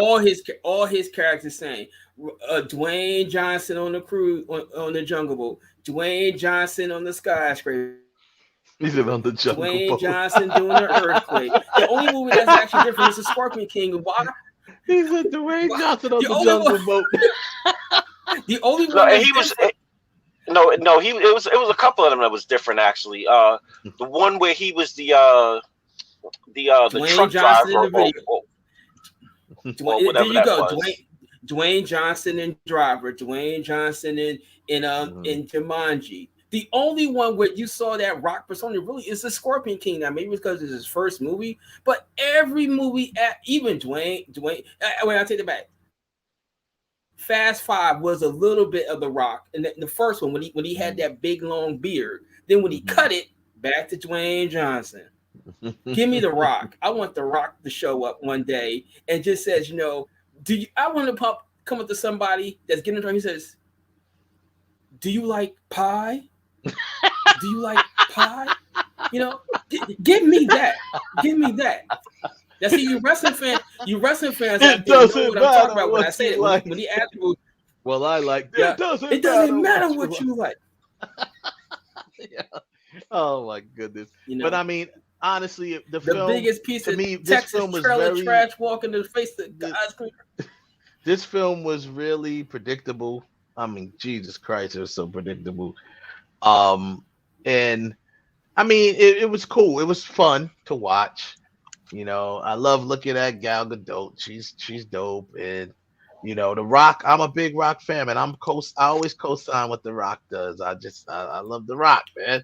Yeah, just like so. I like him, but I think The Rock. He been hanging around Kevin Hart too much. And what I mean by that is oh my God, he's doing a lot of movies. Yeah, I think The Rock needs to take a break. He need to take. You gotta say he was doing that before Kevin Hart was doing that. He was doing a lot of movies. He was doing back to back. He was he was everywhere. Then he needs to take a break. I'm sorry. He has a production company, so he's never going to take a break. Well, I mean, production company, but what I mean by is it don't even mean like you have to take a break. You keep making the movies, but you need to stretch out these release dates a little bit. So because you're gonna suffer from what Kevin Hart was suffering from, just too much of you. Too much, and then that's what happened. Kevin Hart was now you're gonna go make your movies, get your money, but Kevin Hart's movies was popping up all over the place, and then he was doing specials and stand-ups and this, that, and the other, and then after a while, people were just starting to get tired of him. because it was just too much. I've It was never heard overload. nobody It was say Kevin. It was. Oh, are you kidding me? Oh yeah, you yeah. kidding me? That's what people have been saying. That's why Kevin Hart. You know how people are, man. Especially, I hate to say it, especially our folk, black folk. They put you on a pedestal for a long time, then they just to knock you off. They want to knock you off. Okay, I'm tired of him now. And then right around the time when he started getting I'm that tired of publicity, Samuel the bad Jackson. publicity about his the publicity about the wife when he was the whole cheated on the wife and blah blah blah. Around that time when all of that started, and then he started changing his attitude at that point because he's trying to humble out a little more because that whole situation was crazy. Once that started, everything started change. Attitude started changing towards Kevin Hart. This was a guy at one time black folks were saying was better than Eddie Murphy, which I don't understand why they were saying that, but they were. I don't know what the hell y'all was smoking. I don't know what y'all was smoking saying but that. Then once they got I don't know what y'all was smoking. They start knocking them down or whatever. So I think I'm a rock fan, and I'm a little rock overload right now. I think rock. This is just my opinion. I'm gonna have to be the one to take a break from watching rock films because I need the rock. I'm tired of Johnson. I'm starting to see the same guy, and I don't like that. If you're gonna watch a movie, you're a fan of an actor, and you watching it. We all know we grew up fans of plenty of actors. You're a fan of Robert De Niro, you're not gonna watch the same guy in the same movie. You're gonna see even Robert De Niro to drop back-to-back movies. You ain't gonna see the same guy unless the only time that happened was pretty much Casino and what's it called? Goodfellas. Kind of like the same guy, but not. He was still two different guys, but yeah, but even with that, he had a whole bunch of stuff in between there. Yeah, he did. Yeah, he did. Had a whole bunch of stuff in between there. But right. Like I said, Dwayne in a skyscraper, Dwayne in an earthquake, Dwayne chasing Vince Diesel, Dwayne on the Jungle Cruise, yeah. Dwayne kicking I like him. I do like him as a law enforcement figure. That's his best type of thing, in the Fast right now. It's funny because I only started watching the Fast series when he got in it, but I was never into that series, never. And then and he wrecked it. Dwayne slapping a torpedo with his bare hand. Dwayne slapping a torpedo with his bare hand. Once again, Dwayne slapping a torpedo with his bare hand. Yeah, well, I mean, that must have been in that was in the Fast series, wasn't it? Yeah, that was in the Fast series. That had to be in the Fast. Because I mean, look at the one that they got coming up now, or that last one that they had. I mean, it's just crazy the stuff that they do now. It's just they just don't even care. They're like, look, we know this. And Vin Diesel the same. Vin Diesel the same way. Yeah, Vin Diesel they're just like, this fast. is just impossible. Vin Diesel for family. But anyway, so moving on. Vin Diesel going to space. Vin Diesel going underwater. I mean, Vin Diesel talking about family. Oh, I want to bring this up because obviously we broadcast our show on YouTube. So I want to bring this up because this is something that just started, breaking news today, yesterday, whatever. So YouTube has removed the ability to view dislikes. So what's been trending is people were saying that YouTube removes the dislike button, right?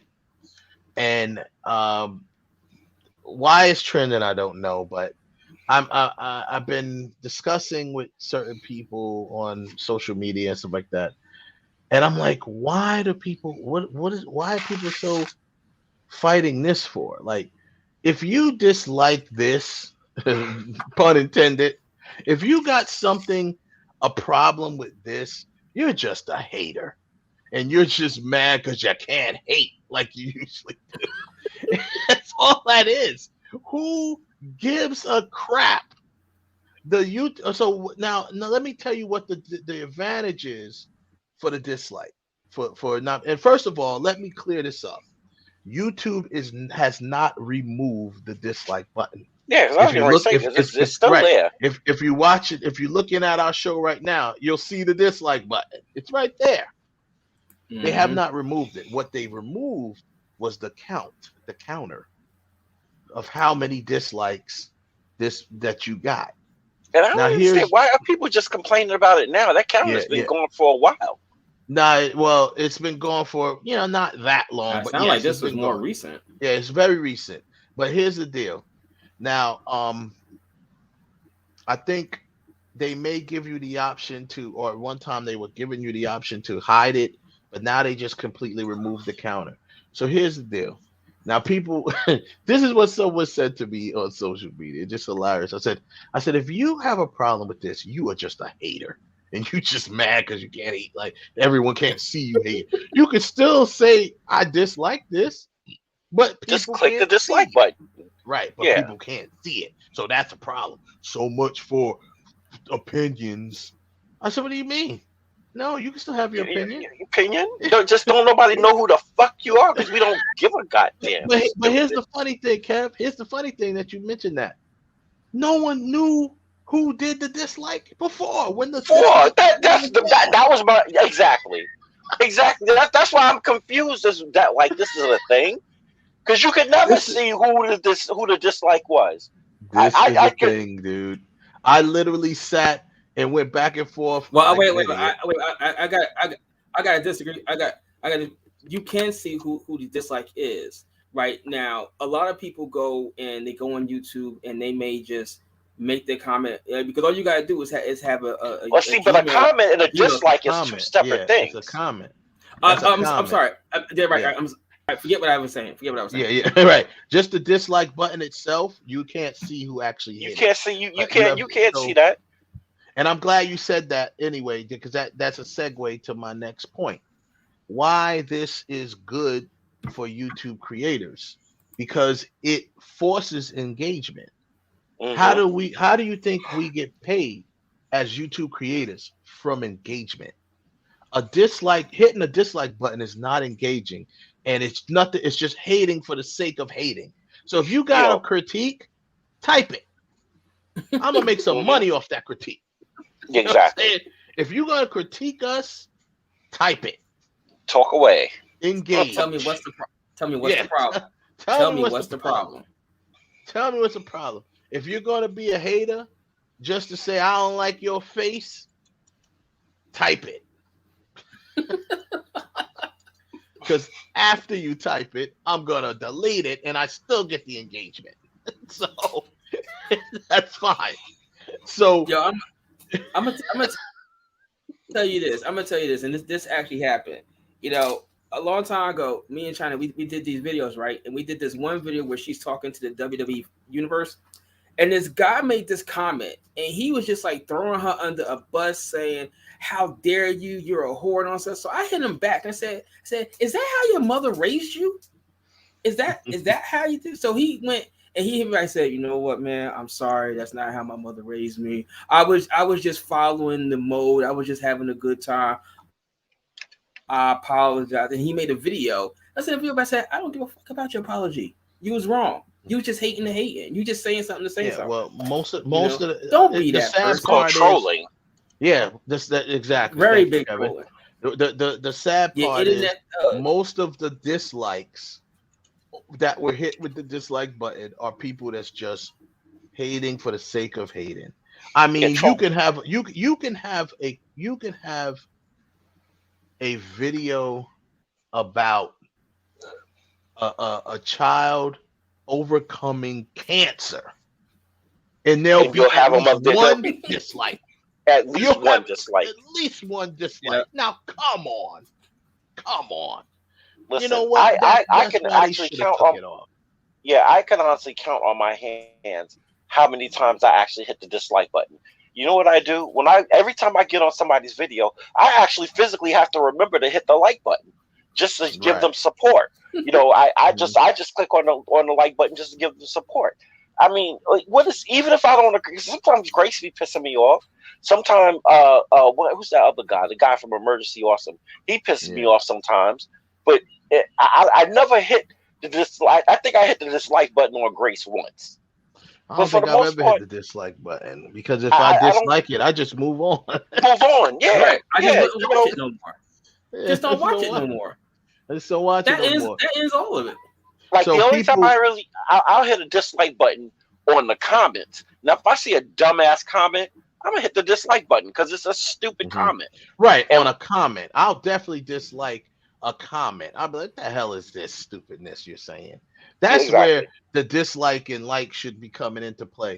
But I'll say this for everyone who's watching, even if you're watching us later on, you're watching the archive, make a comment in the comment section. Because you can always hit the comment section, even if you're not on the live chat. Why do you think people, or first of all, two-part question. First is, do you think, do you agree with YouTube removing the dislike counter, not the button, it's just the counter? And part two of that question is, why do you think this bothers people in the first place? Because there's really to me, there's no way it hurts. There's only one way that I can think of the top of my head that dislike buttons or the dislike counter comes in handy. That's with clickbait, where you see a lot of dislike. That's the imagery. Yeah, if it's something if you're watching a video, and it's like, I don't know, let's say someone getting mutilated, you might say I don't like, but you're disliking it because you're saying, hey, maybe this isn't the place to be watching this. But if you're watching this show right now, if there's something about the show of the three of us talking that you don't like, you hitting the dislike don't help us. Say, hey, I don't like the fact that you guys are talking about this. And exactly. And I'm glad you brought that up, bro. And to you, that's perfect. First question. If you critiquing us or criticize us, whatever it is you're doing, actually put in there what's wrong. What don't you like? What did one of us say that you don't like? Then you can at least take it into consideration. But if you just hit a dislike button and say, I don't like y'all. Right. We don't like you. We don't like your mama. Non-cooking ass. Exactly. But with that one, the first part, if YouTube is going through this whole thing to disable the dislike button, then just remove the damn dislike button. Just get rid of it. Don't leave it sit. Because the button still. Even if you hit the dislike button, I think that's still some kind of form of engagement. So I think on the analytical side, I think it's still. They can't take it off because of that. Because all of that stuff we still get the stats. I can still see how many people dislike this show or dislike this channel, whatever. It's just that other people can't see it. And to me, it's only helps the creators because it kind of encourages engagement and discussion. Discussion is engagement. So instead of just hitting a dislike button, it's just like hit shit. They should take away the like counter too.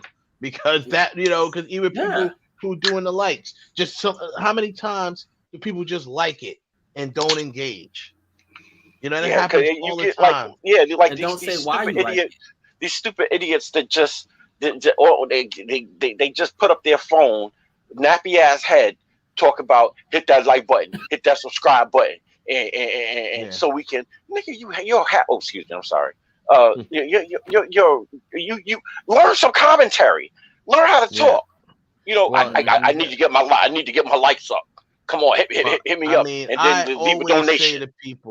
I always say to people, don't just like it, share it, comment, at least comment, because commenting is discussion, it's engagement.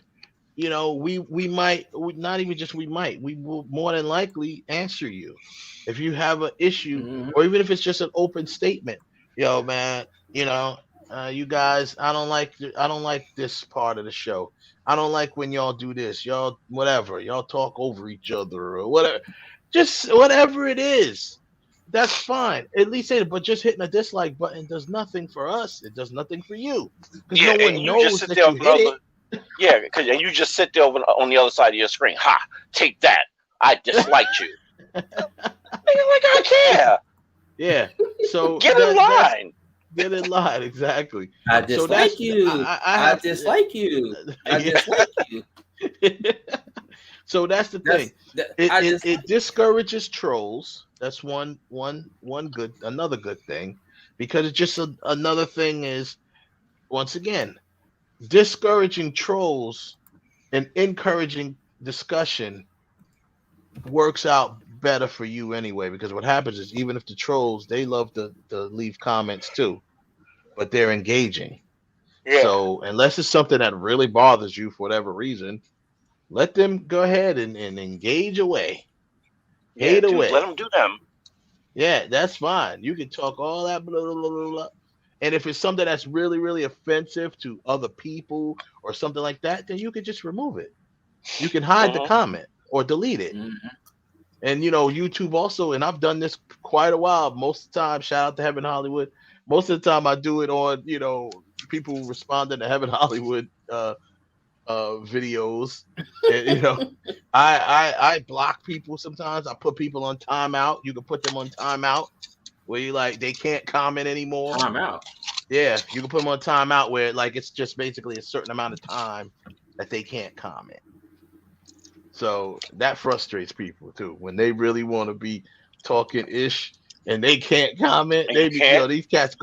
These cats go back and make new accounts so they can come back. But guess what? You just gave us more engagement because went back, made a new account. That's a whole new set of eyes for us.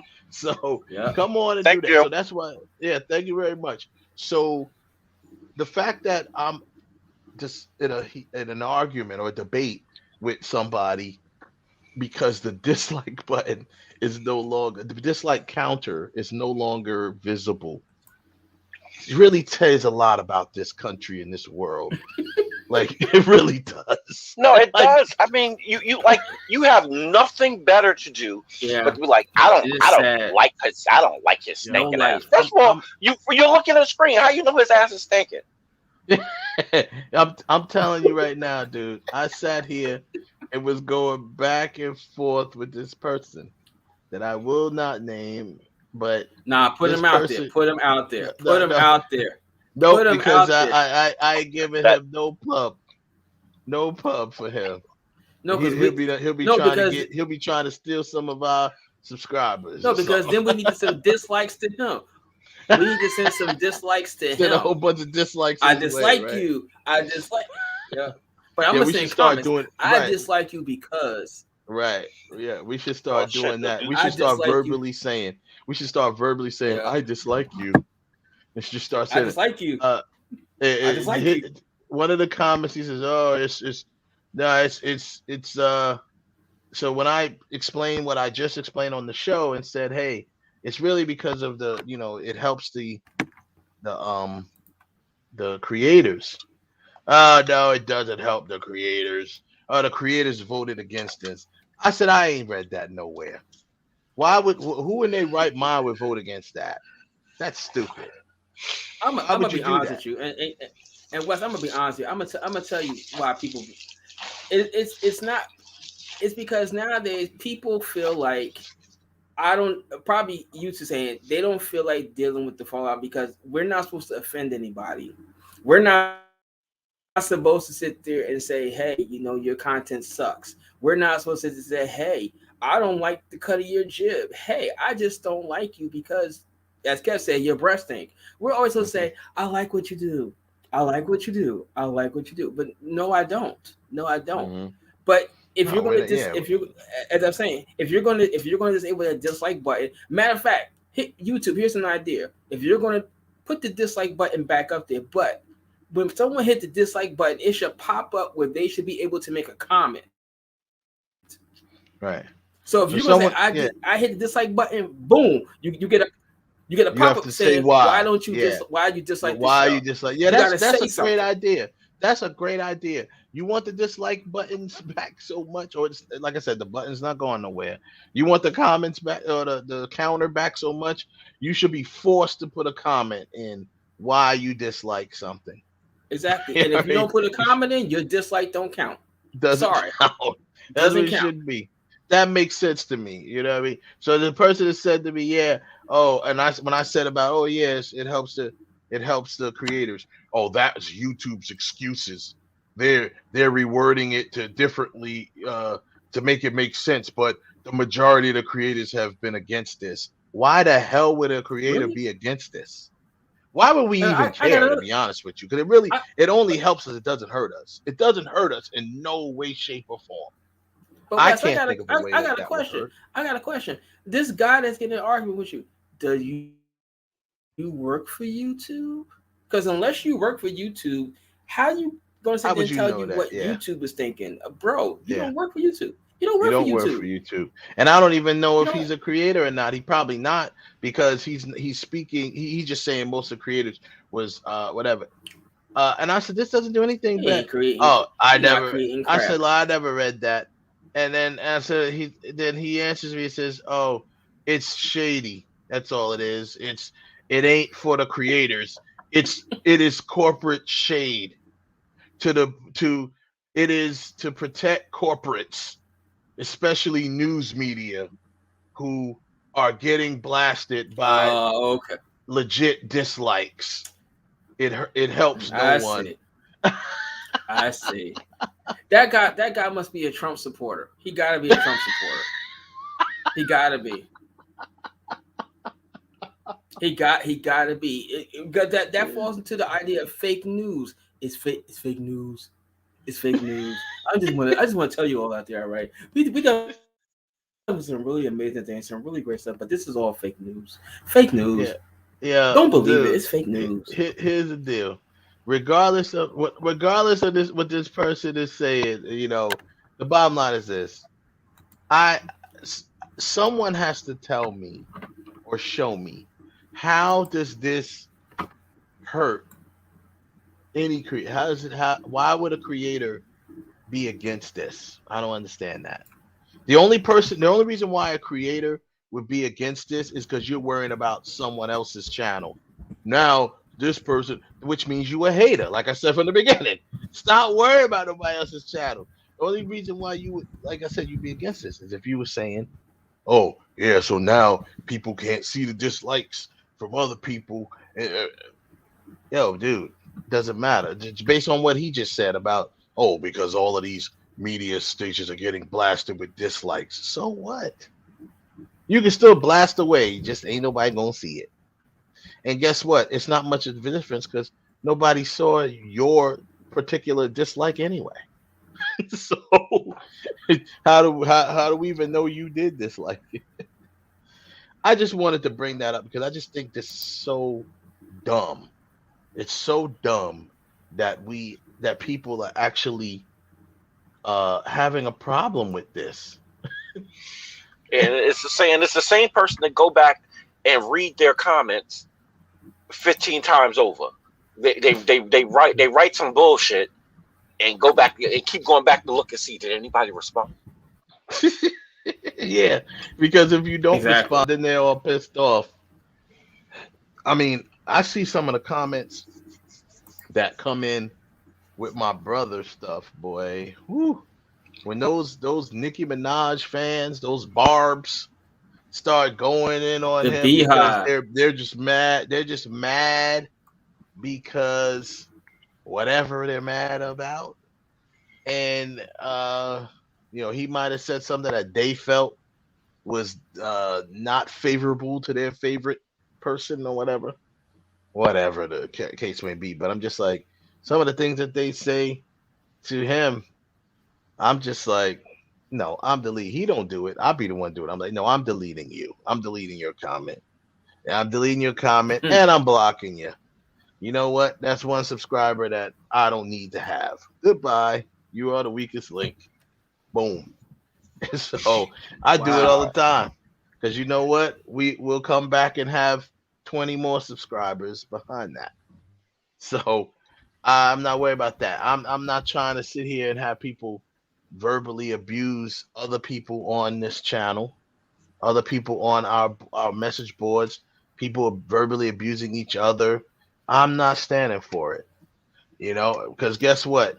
You've already given me the engagement. I can hide the comment and we still got that engagement. It doesn't void out the engagement.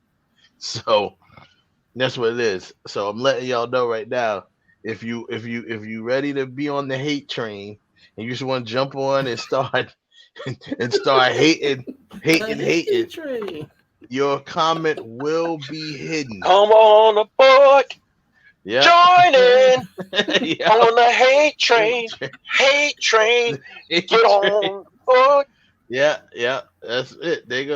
I'm telling you, your comment will be hidden. So guess what? You're gonna go through all that typing. You're gonna be sitting there typing, banging on the keyboard, mad as hell. Some fool back in Texas is really angry. Yeah, that's really what it He is. hit the dislike button and he says he's mad, but we don't give a damn.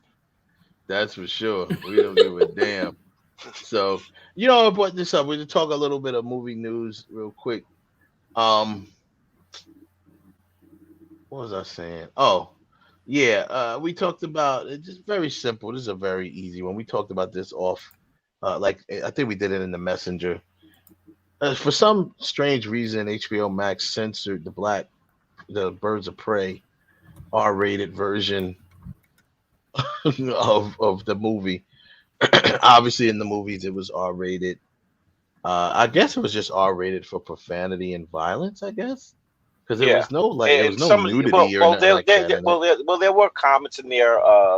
What's her face's shirt? There were legitimate reasons why it was rated R.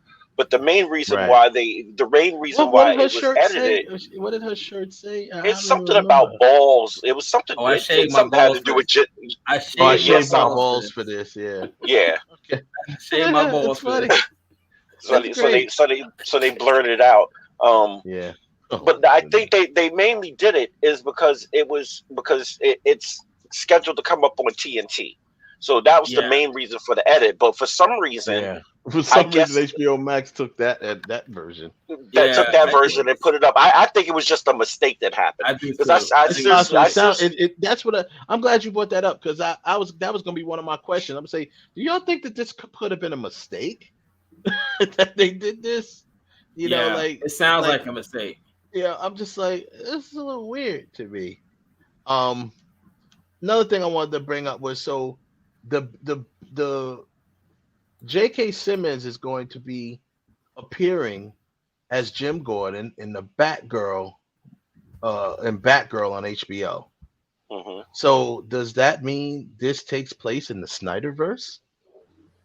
Because then the Snyderverse is back. J.K. Simmons is Jim Gordon in the Snyderverse. Mm-hmm. He's only Jim Gordon in that universe. So the fact that Batgirl movie in development at HBO Max is going to be a movie, and they're bringing Jim Gordon in, and they're bringing J.K. Simmons back as Jim Gordon. So I mean, that tells me that this Batgirl takes place in the universe of the Snyderverse. What else could it have been? Listen, they should just I don't know, just bring Zack Snyder back. Just give him back what he was doing. Between him, James Wan, and what's his face, they can really rock this thing out. I mean, they could exactly. They could go ahead and get this thing popping with him. Kind of go back to the formula that worked for you, with him kind of overseeing. Not really overseeing, but just kind of like setting the tone. Passing the ball. He's playing point guard. He's running point. That's pretty much what it was. He's running point. When he ran point, we got Wonder Woman, the Wonder Woman movie that we got because he was running point. He gave. And you saw what happened in the third act when somebody tried to step in. Right. He passed the ball to Patty Jenkins. No, he was running point. He didn't pass the ball. She took the ball and then got rid of the whole team and left the team on the court. Went to a whole other basketball play to play ball. Yeah, especially with the second movie. It's in 1984. She just totally I don't need y'all. I am. That was ridiculous. Yeah, she took the ball out and ran from one end to the other and tried to lay it up and shot a brick. I don't understand. Yeah, exactly. Like, stick with the Like formula. Shaq at the There's a free throw reason line. why it works. For real. Yeah, She was like yeah, Shaq she at the was. free throw line. Yeah, exactly. Shaq at the free I'm throw thinking line from now on. with sweat in his eyes. Yeah, blinking. You know how Shaq like to blink. Ugh. With all He the be sweat running down his eyes, he's squinting. squeezing his eyes tight, putting more Sometimes sweat in his Shaq eyes. shoot an air ball at the free throw line or just brick it so hard. Man. You know what? Yeah, On she was terrible. But what I mean is, he threw that alley oop to her the first movie. He threw the alley oop to James Wan. You know what I mean? From the fact of from the beginning of all. Now James Wan created that whole world himself. But what I mean is, they all were working in conjunction when it first happened. Remember that. Yep. You know, especially they went into production for Justice League obviously before Aquaman. So what James Wan was able to do was take what they had and make it even better. Because what he did was he at first the only times you saw them in Atlantis or in the water, you didn't really like it wasn't all worked out yet, like the way James Wan worked it out with them talking because the Warner Brothers canceled. Yeah, because of the bubble stuff. And on top of all of that, Warner Brothers also canceled some stuff that James Wan was supposed to do because of them and their Snyderverse shit. What was the thing that he was going to do with the monsters, with those undersea monsters? Yeah. What was it called? Mariana's Trench or something like that. The trench. Yeah. Yep. Oh, he was going to put a whole nother thing with the trench, but here's the deal. And the new movie's going to be good too. That he does. He's got it. He already knows. He gets it, and he's got it. He knows what to do with this. The first one he did a really good job on. This one's going to be even better, I believe. The one that he does. It's going to have more action. It's we're going to see a little more Black Manta. You know what I mean? Because we didn't see it. We didn't get a lot of Black Manta in the first one. We're gonna see more. No, we got a decent amount of Black Manta in the first one. He wasn't Black Manta. Black Manta with the big helmet. Oh, you mean full on Black Manta? Like Black Manta. Okay, yeah. We got enough. Their origin story, which was cool. And but we didn't get enough of that one action. Listen, I'm gonna put it like this: that one action sequence was enough for me. Just seeing him with that big fishbowl helmet on was more than enough for me. Yo, Spaceballs. It worked. Yeah, that was Spaceballs. And it worked. And because everyone gets so scared of how some of these cartoon or comic books look character things are gonna look on the screen. That shit can work if it's done right and you're creative with it. Yo, the beams came out of his eyes. That's the shit that flipped me out. I was thinking he got the eye beams. Yo, I was so happy to see that. To see that. So, I mean, it was just like when we saw Mysterio. I'm like, wow, it really worked. They made Mysterio fishbowl work. That was just dope. In the movie. So that was real dope how he did that. So, speaking of which, there's we know obviously, there's rumors of Mysterio coming back in this movie, No Way Home. The Sinister Six, because we've only saw. Well, it's only gonna be 5. Well, no, because I don't think we're gonna see all 6. Here's the deal, though. The reason why I think we are is because the 5 we're talking about that they've shown is Goblin, Doc Ock, Electro, Sandman, Lizard, right? So, but I was just watching the Tonight Show the other day, or the Jimmy Kimmel show. Michael Keaton confirmed he's in this movie. No one ever really said he was or wasn't. Yeah. He confirmed in an interview that he's in this movie. He said he's gonna go do some Vulture stuff. That's what he said. He when he in the interview he's like, oh, I got some Vulture stuff, to shoot. But that's for another project. But he did confirm that he's in this movie.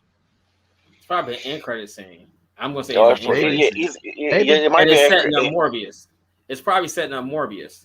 I bet. No. Morbius is his own movie. Morbius is already set. You don't have to set that up. That's already set. I mean, that's coming in February. Well, I mean, yeah, it's coming out, but and they could still, I'm saying it's probably like connected. Yeah, they probably dropped a little exactly like a little hit to connect it. I think that's. I don't see, but if he's in this movie, obviously he's not going to be out of jail. Well, you got to remember too, Morbius is not really a part of. That's the Sony Marvel universe.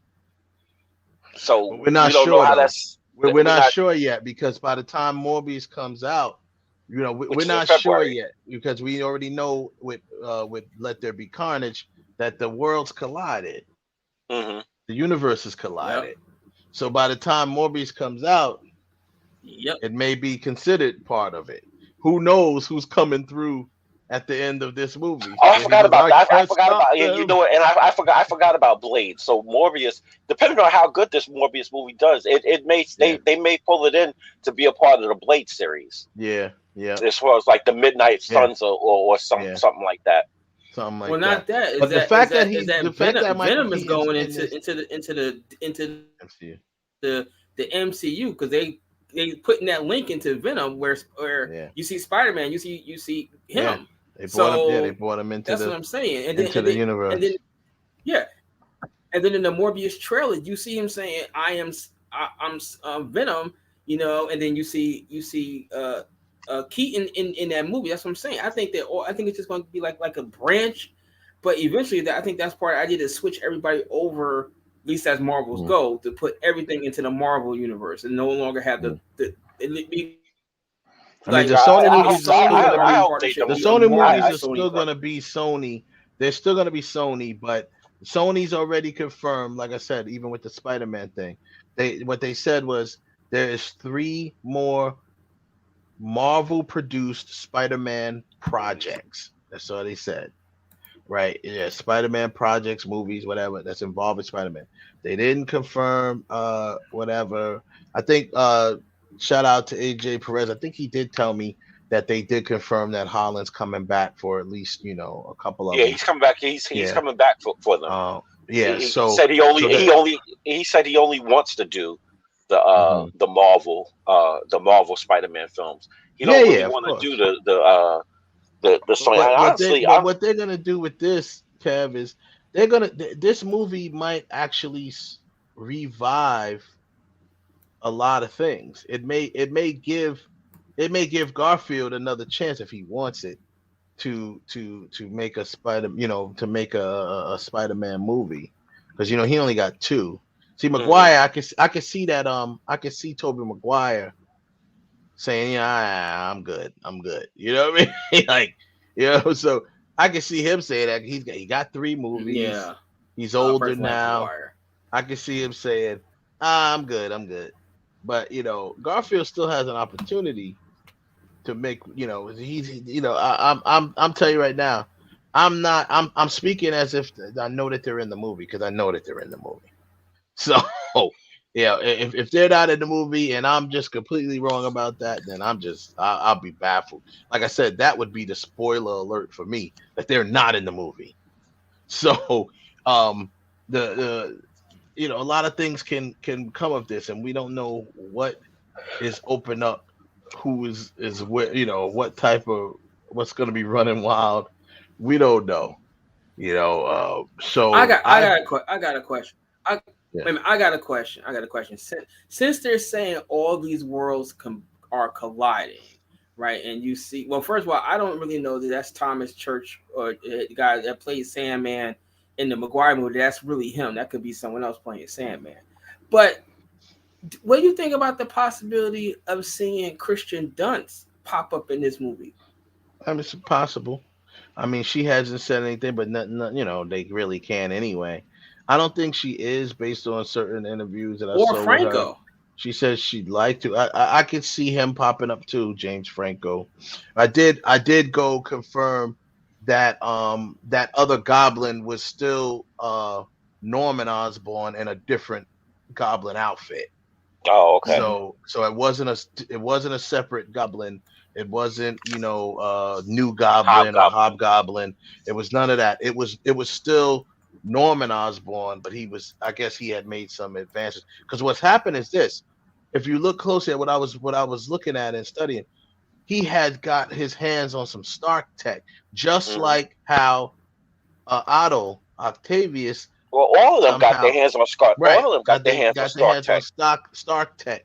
And I Because believe you see the arc reactor on yeah, you see the arc reactor on Electro. Fox, on Electro. Which kind of makes no sense to me, because Electro is he's internally powered. So why would he need an arc reactor? Like, that doesn't make sense. They probably to control it because he looks somewhat human.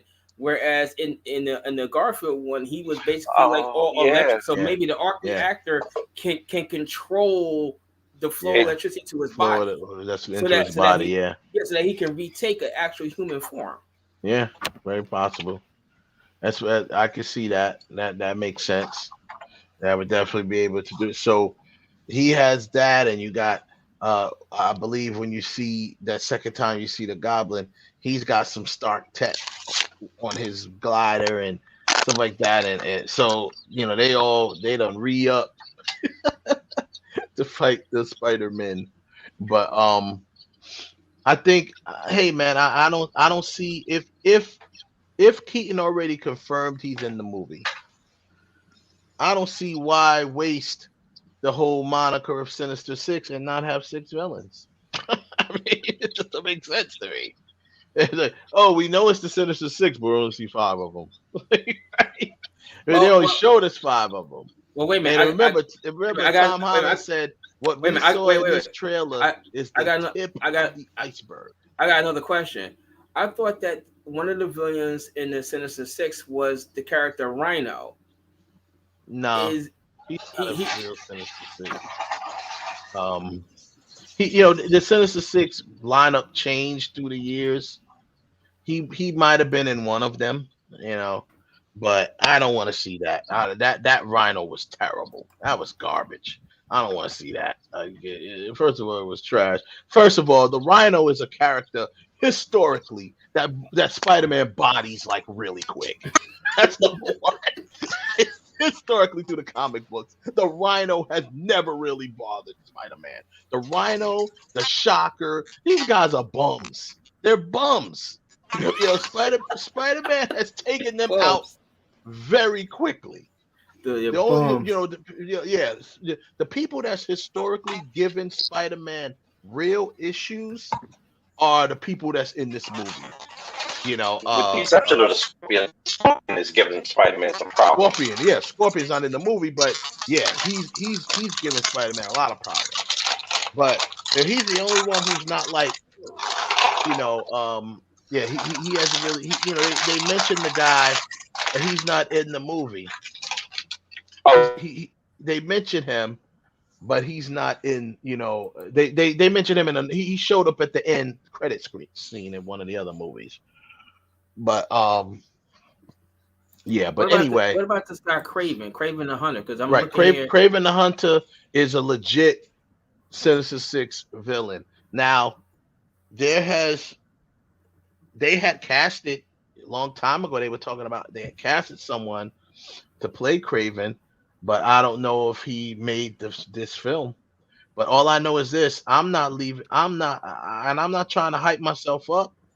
But I'm not ruling out anything. Based on what Tom Holland said, this is the tip of the iceberg, and we're dealing with the multiverse and the fact that, just other than holding out on the other 2 Spider-Men, there's gonna be some surprises in this movie, some real surprises that we're gonna see once that floodgate opens with the multiverse. When in the trailer, you see Doctor Strange saying, I can't hold them. They're coming through.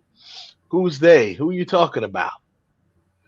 So when that happens, and that's going to set up the multiverse of madness probably. This movie's going to probably stop. This movie's going to end on a note where it's, a lot of this stuff's probably going to continue in Doctor Strange and Multiverse of Madness.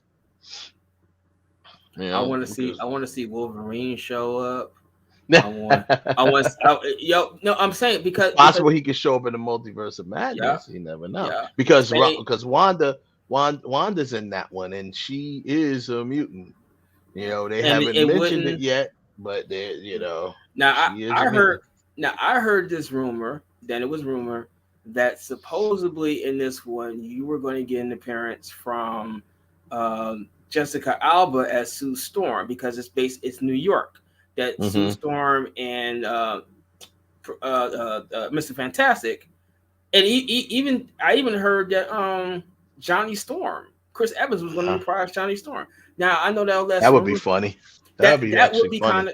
That would be kind of cool to see him pop up. It would be kind of cool if they play double. Like in one universe he's Johnny Storm, but then another one he's Captain America, and they're standing looking at each other. That would be awesome. That is actually pretty cool. I wouldn't mind seeing that. That'd be kind of cool because it would really help people grasp the concept of the multiverse.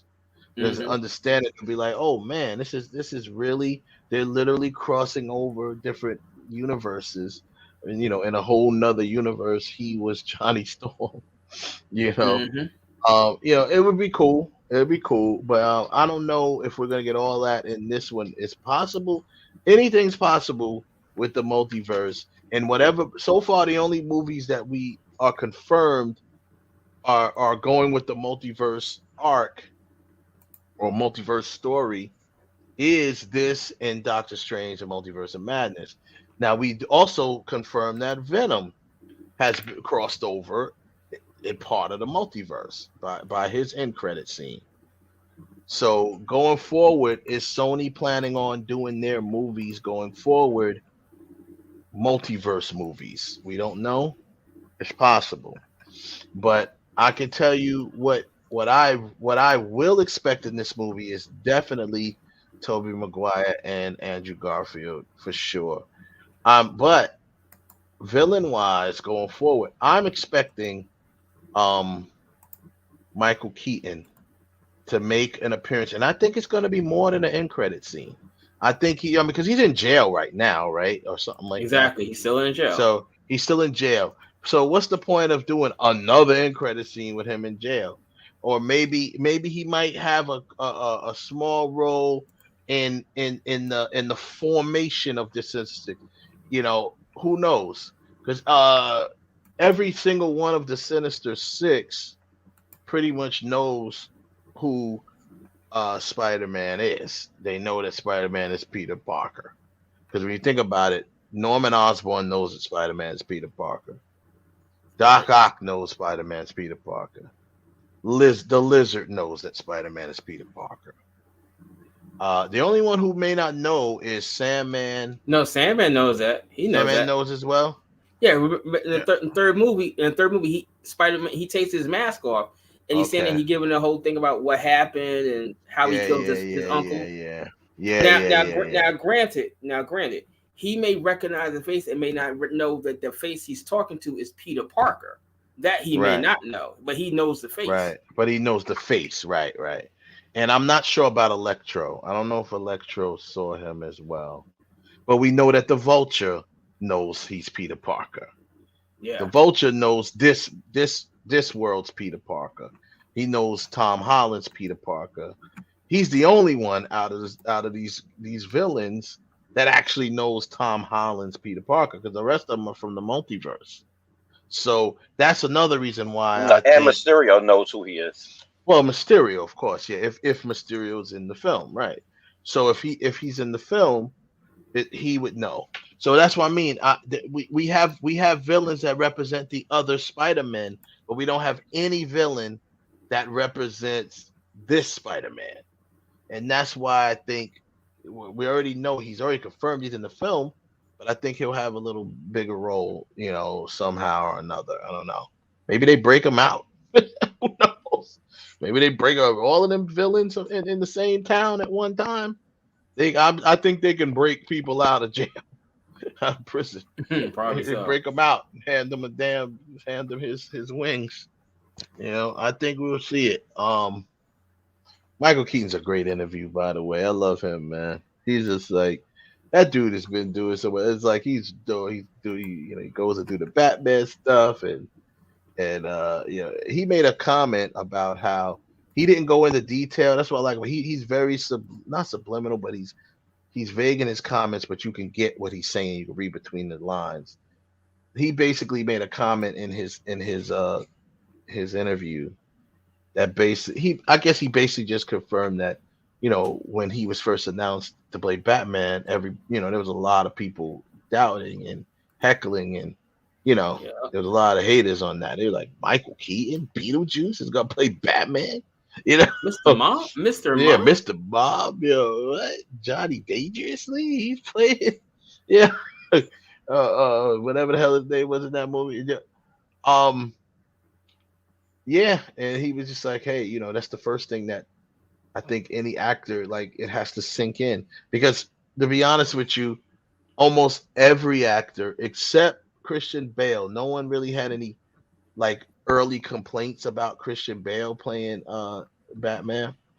But everyone other than that, there's always some sort of group of early complaints, like not thinking, all the way up to Pattinson now. And even if Pattinson does a bang up job, he comes in and does it, whatever. Every person who plays Batman has to prove to the fans that they can play Batman. And to me, you don't have to prove to me that you can play Batman. You have to prove to me that you can play Bruce Wayne. That's what you have to prove. Edward Wayne. Edward Wayne. You have to prove to me. Right. You have to prove to me. You have to prove to me that you can play Bruce Wayne. I could care less about you playing Batman, because at the end of the day, you share that responsibility with stuntmen. So, that doesn't really, to me, that don't mean nothing. Can you bring a multi-dimensional Bruce Wayne to the table? And I think, and this is what I don't like about this is year 2. What I don't like about the premise of the movie, because that's making an excuse for you not bringing dimensions to the character, because he's still a rookie, sort of. So he ain't a rookie, but it's like this is his second year being Batman.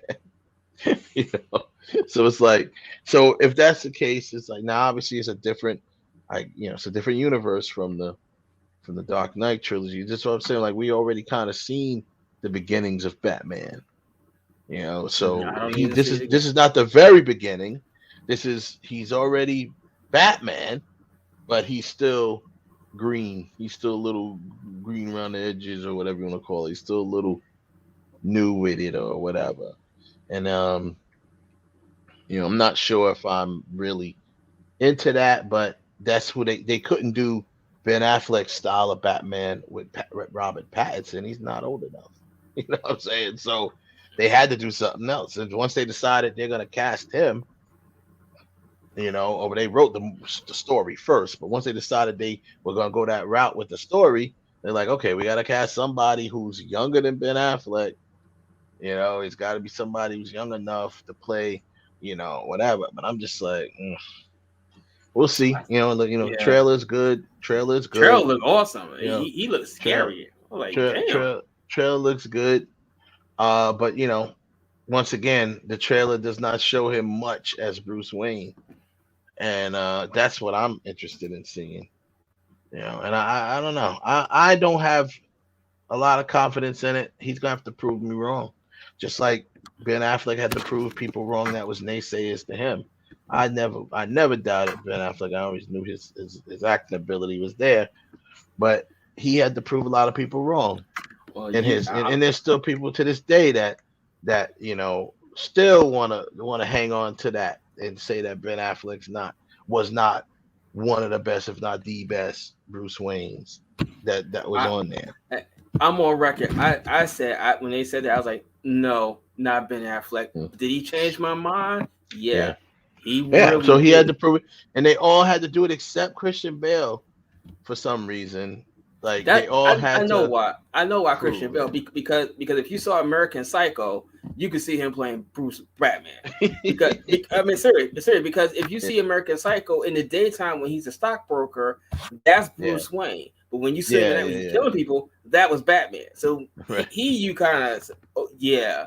You can see that he would. Yeah, and let's that's the keep it only a one buck. who had it. And let's keep it a buck. Who? The people are actually scared of Christian Bale. I think so. I think people are scared of Christian Bale. Yeah, man. Yeah, so we saw that. You saw how he was cussing people out on set. Yeah, but I'm saying, all right. Think about it. You saw American Psycho, then you saw him in Shaft when he was beating homeboy down in the jail cell. Said, "You want my shoes?" He was beating his ass. You know, he just had that. I mean, that smirkish rich guy look to him. That I had no above the law. I don't know anybody who had any complaints about him. I think he was he was around the perfect age for the type of Batman that they wanted at that time. You know, at least he looked the perfect age. I don't know. He might have been older than what Bruce was supposed to be, but he looked it. So that's all that mattered. You know, like I said, to this day, and I critique it all the time, I thought he did a great job. I just thought that I wasn't in love with his Bruce Wayne. I think his Bruce Wayne was a little too, I hate to say the word, it was a little too dark. He was a little too dark as Bruce Wayne to me. You know, he wasn't, you know, the point of having an alter ego is that you can't look like to me, it's like looking at him, you can look at him and be like, you're Batman. like what you call it did. Like Jimmy Kimmel did with Batman vs Superman when he walked into the party and he's like, hey, you're Superman. No, wait, take the glasses. Yeah, you're Superman. He's on the phone with his wife. Hey, look, man, I got some. And then he turned around and when Ben Affleck put the phone over, covered his eyes or something, or covered him. He was like, hey, wait a minute, do that again. You're Batman. He's like, yo, you know what? I got Batman and Superman right here. He got on the phone. He's trying to take selfies with him. They're like, no, sir, you got the wrong person. He said, no. And then when he brought Lex Luthor over, he's like, look, Batman, Superman. What do you think? And he's looking like, oh my God. He's like, I can't believe this. He's like, yeah, I can't. He's like, you know, being one of the smartest minds on the planet. He's like, yeah, it's funny because, you know, I figured it out in like 2 seconds. It was so funny. That was a great skit. One of the funniest skits he did. But yeah, man, I thought Christian Bale's Bruce Wayne was good, but it wasn't great. Wasn't perfect. I think Affleck for the type of Bruce Wayne he was playing, because when you saw him as Bruce Wayne, especially in the public, he wasn't, you know, brooding all the time. You know, he was being Bruce Wayne. He was, you know, he was the detective. This was the detective version. Yeah. So he was, you know, that's why I just love how Affleck played. Well, Bruce. I got the part which made me say he was different Bruce Wayne is when you see the scene in where he wakes up and he's sleeping next to a girl, and I was like, hold up, Batman was getting some booty last night? Really? He wasn't out there. He wasn't out there fighting crime. What do you do, man? That's Bruce, man. He said, "I'm taking the night off. Yeah, I'm taking the night off to get laid." I was like, okay. Yo, man, Bruce, man, that is he's still at, you know, he's more, he ain't over the top like Tony, but he's closer to Tony than what everyone else has made him out to be. He has to be, because you have to. The whole point of an alter ego is to throw people off that there's no possible way that this person can be Batman. You know what I'm saying? And this guy. There was a few flashes in the Dark Knight trilogy where you said, yeah, like when he walked into the restaurant and he had the 2 miles on him, where he got he was like, yeah, I could see there. That was bits and pieces. It wasn't like Affleck when he was Bruce Wayne. you saw that he was totally different as Bruce Wayne compared to when he was Batman. Even when he was Bruce Wayne, but he was really Batman, but like trying to blend like in Justice League. I mean, sorry, Dawn of Superman. You can see like he was like, I'm really Bruce Wayne. I gotta put on, but I really want to be Batman right this second. I gotta brood. I gotta be sneaky. You know, I didn't get that from Bell. Bell was clearly like, this is Bruce. This is Batman, and I don't see the two. Even when he did try to blend them together in certain scenes, it's like it's not working. It's not working. I didn't think Bale.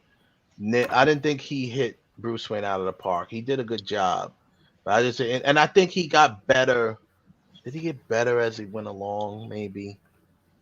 I don't know, because in the second one, he was just mostly Batman most of the time. And maybe that's why it was. Voice. Right. Maybe I know. Yeah, your trigger. Like what? Yeah. Where's your trigger? Like, what to say? Take the bubble gum out your mouth, jackass. I can't understand you. Swear to me. Swear to me. Swear to me. I was just like, wow.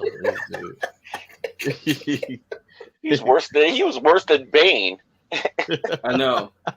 I know. At least Bane had a reason to sound like that. He's talking through this big old thick man. You know, I thought, okay. And what's funny is that even when they done other stuff with the character Bane, he keeps they make him like Tom Hardy. You know, talking like Hardy does. Like in the Harley Quinn cartoon, he's talking like Harley. But before Hardy came out, when they had Bane, he was just like talking like I am right now. It was no big deal. But since then, not no more. It's like, nope, we're sticking with that. Yeah, it's kind of like they just went with it, you know. Yeah, I get it. It's kind of like what they do with Tony Stark now. Yeah. No matter what, if they portray him in a cartoon or whatever, that person tries their hardest to sound like how Robert Downey Jr. did Tony Stark. And now, Catwoman is always going to be Zoe Kravitz. From now on, it's always going to look like Zoe Kravitz. They're gonna probably just keep her like that. Yeah, she'll do a thing. I mean, so that's what that happens with certain characters, man. Like, you know, they just become, you know, like I said, even when they did the What If series, and RDJ did not reprise the role for the What If series, but the guy that they got, but the guys, the guys that that they got to do it, you know, he sounded similar to him. I hate the fact that him and Chris Evans couldn't find the time to do some vocal work. I seriously hope that it wasn't about money, or that they didn't make it about money, or that they made it about money so they wouldn't have to do it. I mean, you left, but what's wrong with you still lending your voice? It's a check.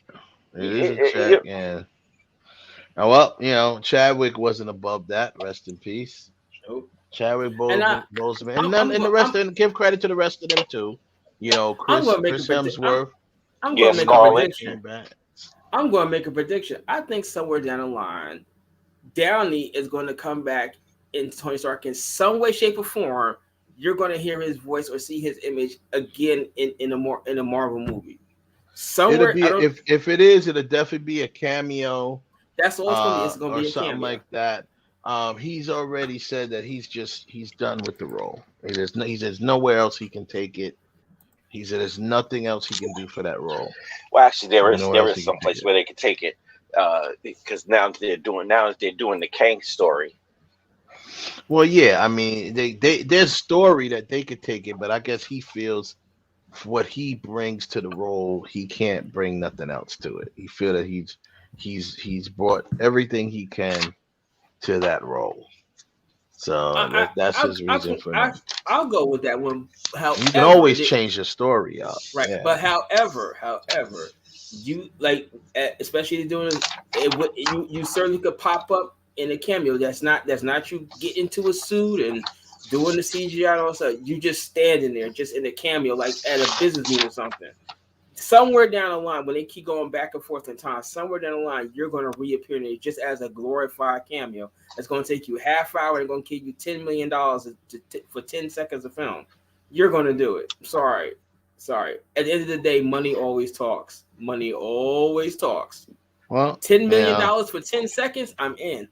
I'm in. Right. I mean, like I said, if Marvel feels it's worth it, because what they're really trying to craft now, they're trying to craft a framework that pulls us away from that Infinity stuff. You know, they're trying to craft a framework to get us away from being so dependent on Stark and Cap, and you know, they're trying to pull us. You know, they're trying to put us in another direction.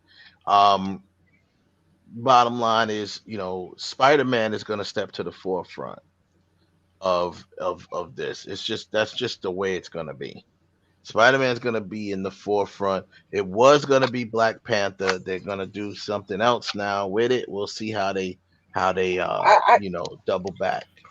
I don't feel it. I don't honestly. I don't feel that it's necessary. We don't need a leader, so to speak, or like a like we don't need that. No, you always gotta have a leader. They gotta have it. They gotta have it. They need. No, you don't. You don't always have that because the comics didn't have it. This ain't the comics. It don't matter. That's where the characters come from. That's where the characters come from. But you know, when it comes to this situation, somebody's gonna have to take the lead. You know, if they're gonna have it as a team, you know, you're gonna have somebody who's considered whatever the guy or the girl. Oh no! I didn't mean it like that. As far as the Avengers, yes, that's always gonna happen. As far as the Avengers, I'm talking about overall. Like, well, I mean, overall, they just yeah, like I said, you know, we and the fans, we meaning the fans, you know, we tended to lean on Tony because he was the first one out the gate, hero out the gate that we were able to sit with, right? So the reason why, I mean, yeah, you, but that's just you. Most of the majority of the people, when I say we, I don't mean we, us three. I mean fans. Most of the fans, the majority of the fans, that's how they felt. Yeah. That's how they feel. So that was the character that everyone sat with from the beginning, out the gate. That's why it was the most impactful for that character to die. That's why that character had to die, because it gave the most impact, more than any other character that died or would have died. It was Tony Stark that was gonna have the most impact. Period. So now they just need to. They're kind of like rebuilding that. That's why I think that Spider-Man is going to kind of take the forefront. That's why they got 3 more films planned for him.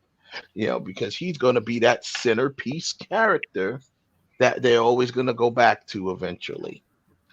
That's what I think is going to happen, because that's what Stark wanted. That's what Stark would have wanted. Mm-hmm. he kind of tried to pass the torch to him. Because really, when you think about it, okay, if you know, and until they officially bring in the mutants and branch off to go to the X-Men.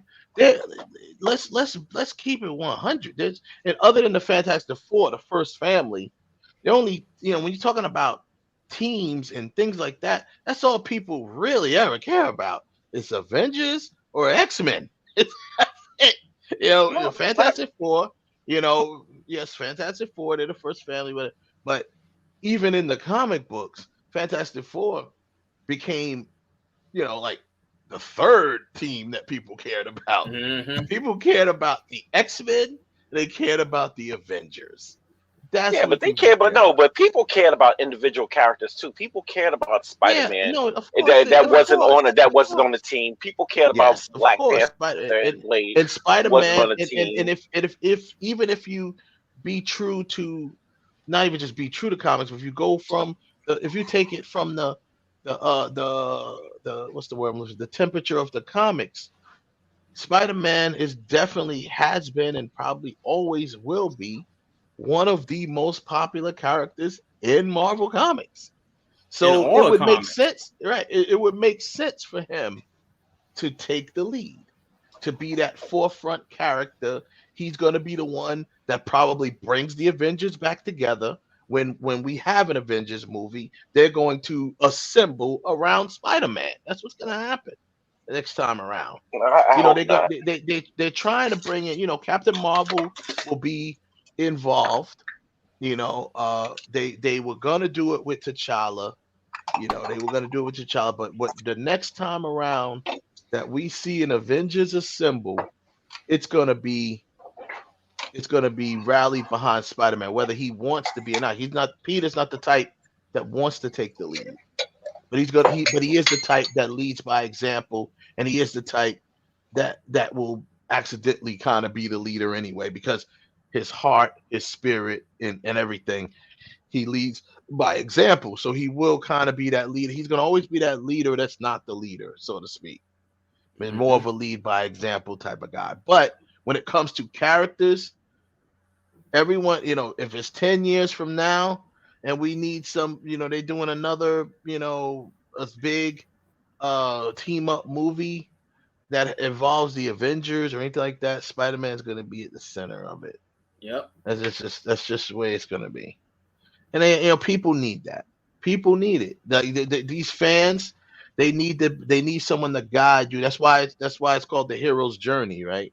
That the story, the way story arcs roll, the hero's journey. You need that protagonist, that antagonist. You need that protagonist to take you through the movie. So Tony Stark was kind of like the universe's protagonist. That's what he was. He was the protagonist of the Marvel Cinematic Universe, and they're not going to abandon a philosophy that worked so well. They're just changing the players, but they're not going to abandon that formula, because that formula works. You had to have that one protagonist of the entire universe, and that was Tony Stark, because he was the one that represented people, so to speak, because he wasn't so big on the superhero thing. He was still Tony Stark inside the Iron Man suit. You know what I mean? And he was still the cocky, whatever he was, and you saw him grow. You grew with him. We as fans grew with Stark, from the arrogant playboy Tony Stark billionaire to a man who sacrificed his own life to save everyone else. So just like, we already saw in Avengers. Oh yeah, you ain't the type that'll jump on a grenade. Yeah, I'd probably what did he say? I'd probably pull the pin. Did he say? Yeah, I'll pull the pin or something like that. He said. He's just basically, Cap's trying to say you ain't the one to sacrifice it, but Tony's like, I'm gonna find another way to fix it. That's what I am. But instead, he ended up being the guy who jumped on the grenade. And they're gonna do the same thing. They're just gonna do it a different way, using different players. And I think they've been, his goal, Kevin Feige wanted to, in a perfect world, without Chadwick dying, and I think his goal was to kind of bring in Captain Marvel and use T'Challa, because T'Challa already is a leader, right? He's a king. He's a leader already. He doesn't have to become a leader. He automatically commands the room when he's in it. You know what I'm saying? His presence. So that would be the easy way to do it. But we'll see. But we know we got 3 more Spider-Man movies coming, and he's definitely gonna be. But I mean, until they start making the transition to the other hero teams and hero characters, he's one of the only characters that I see, except for, when you get to the X-Men and the mutants, then you start thinking about Professor X and stuff like that. People that, but we'll see how that goes. Anywho, that's cool, man. We wrap the show up, and basically I really think that I just wanted to end a little bit on a note of the King Richard. Now here's the deal. I just want to say, the movie, we already know the movie was good, right? Will Smith did a good job. I think he will get nominated. I think he'll actually get nominated for an Oscar for it. We'll see. Oh yeah. But he'll get some sort of awards, this season. But there's been, of course, once again, the same people that are angry that the dislike counter is not there. These are the same people that are sharing stories about, Richard Williams' other daughter, Serena and Venus Williams' half sister, has come out and was talking about, what he has done, or he has left his first family, and he did this. He's left it for he is no king. King Richard, he ain't no king or nothing. He left he abandoned his first family, and he went and invested in those girls because they were talented, blah, blah. Basically kind of just discrediting what he did, what was projected in the film, which let me make this clear. Coming from a damn good father myself. What this movie talks about and represents has nothing to do with what this person is talking about with the Richard Williams. It ain't painting Richard Williams as a perfect person. It's not painting him as this this putting him on this pedestal. Yeah, the movie's called King Richard, but that's just a play on words, really. That's a play on words that that people actually called him. That's just a play on words, though. So anyway, I'm sorry that happened to whoever it happened to, but that has nothing to do with this movie. This movie is told from the perspective of Venus and Serena Williams, and from their perspective on how the father. This is from their perspective. It's not from Richard Williams' perspective. He is the catalyst. He is the main character of the story, but it's really from their perspective. So everything that took place in this movie, and the funny thing is, the movie did touch on that very ever so lightly when the wife went off on him when they were in the kitchen, and she was talking about how your son tracked you down. And Baba, she did mention, they did touch on this in the movie. So they did not try to paint him as a perfect person. It was very quick. It was during that argument, but she did touch on it. She said, and your other kids. She's like, yeah, she says something about you standing there. Only thing you had to say when your son tracked you down is like, oh, look, my son tracked me down, or something like that. But basically what she said, she basically told him, I'm only staying because of these kids. I ain't staying because of you. Mm-hmm. So they were definitely not painting Richard Williams as a perfect person. All right. Or putting him on this pedestal. They were showing his flaws. They were keeping it real. But at the same time, when you show the flaws, you still have to show the good points, the things that he did. The bottom line is, I don't give a damn. Those girls, without both of them, really, they both took part in the raising and training of those girls. Yeah. Without them both, and definitely without Richard, because he was the catalyst. He was the one that went and snuck them on, just barged in on McEnroe and Sanford. I want to point something else out too. About this, and I'm taking it to an outside source as well. Rick Ross, not the rapper, the ex-drug dealer. Yeah. What he said back when he was growing up, when he was a kid, that the area of Compton, because that's where he's from, mm-hmm. had a lot of tennis players. A lot of black kids played tennis. Mm-hmm. And he was one of them.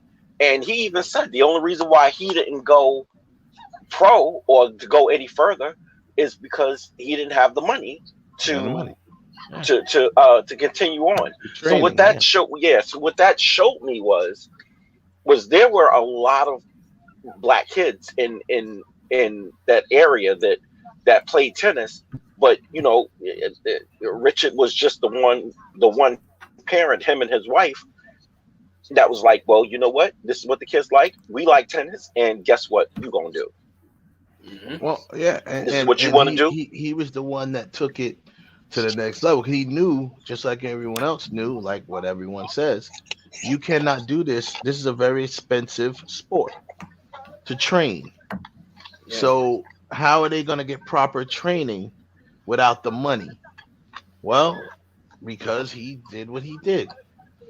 So, like I said, he got him on to the, barging on McEnroe and Sanford's, talk the trainer into looking at Venus, and that pretty much sold it. For golf. That portion. Golf is expensive as hell. You know how much a golf membership is? It's like $100,000. It's been expensive since I was a kid. My first job ever was a caddy. I was the first job ever was a caddy in Old Brookville in Long Island. And yeah, man, it's been expensive forever, man. You saw millionaires on those golf courses. But anyhow, my whole point is, and I'm gonna wrap this up, is basically I'm not dismissing whatever bad, terrible thing that Richard Williams might have done to this particular person, her siblings, or anything else, her mother, anything else. It's not dismissing it. All I'm saying is that has nothing to do with this movie. And if obviously if you've seen the movie, you would notice that, especially with the wife, would tell him about himself. He was not flawless for no way, shape, or and they touched on that situation. They're not going to dwell on it because that's not what the movie's about. So I just think the fact that people are so I'm gonna tell you who else he smashed. He smashed that neighbor across the street. Probably. I wouldn't be surprised. The way that's why she was so concerned. So her thing was a twofold thing. One, here it is, your daughter is out hooking or whatever she's doing, and you every day you have to come out your door and see this man and his wife engaging with their kids and their kids enjoying their parents, and you're not, and you don't have that. That was the best line of the movie when she said, "Don't make me come back over here." I got five. She said, "I got 5 daughters. Don't make me come back over here." You knew what it was right then and there. She didn't have to say nothing. That was perfect dialogue. She didn't have to say nothing else. Because you knew what it was if she had to come back over there. And that's what I love, because that was the only time they did in this film. That's what I loved about this film is, well, I said what I said. What? Yeah, I said what I said. Like, of course, from him and her both. Yeah. When they said something, like when he was talking to that interviewer, he was like, "What did she say? Did she not say she's a kid?" I said what I said, motherfucker. Yeah, she is a kid. She handled herself with dignity. She handled herself with professionalism. Stop pushing it. Next question. You know what I'm saying? Whatever. And that's what he's supposed to do. Like I said, man, it's always something. This movie was done. This was really like Serena and Venus's love letter to their father. That's what it was. Because this movie is really from their perspective. Remember, they had to watch it. Will Smith said it. They had to see the movie before they even put their name on it. Yeah, he said that was the most agonizing 2 hours of his life because he didn't know, how they was gonna feel about it. They had to see the movie before they even attach their name to it. So that shows you that this movie is from their perspective. Yeah, because they ain't gonna attach their name to trash. Like, nah, that ain't what happened. That ain't the story right. That's not the story that we know, that we grew up with. And like I said, they to me, they didn't pull punches because it's not appropriate to dwell on him leaving his other family. Just like it ain't appropriate to dwell on that older sister that ended up getting murdered. That was their half sister too, from a previous marriage, from the mother's previous marriage. But they didn't dwell on that because it wasn't appropriate. Is that in the movie? Yeah, she got murdered. The murder isn't in the movie because she didn't get murdered till she was an adult. Yeah. In the movie, when they were full grown adults, that's when she got murdered. Yeah, she got murdered when they were full grown in Compton. Got murdered in Compton. Yep. Because she stayed back. She stayed there. But obviously she, as an adult, she got a chance to see her sisters be champions and stuff like that. And and then she got murdered. But all of that stuff, the fact that matters, in the movie, they were all treated together and doing whatever. It was never mentioned that the oldest daughter was a daughter from a previous marriage, and that wasn't Richard Williams' biological daughter, even though he says a lot about it. I know what you're about to say, which says everything about how he handled it. Yeah, he took a pretty good ass whooping for her. Several, actually.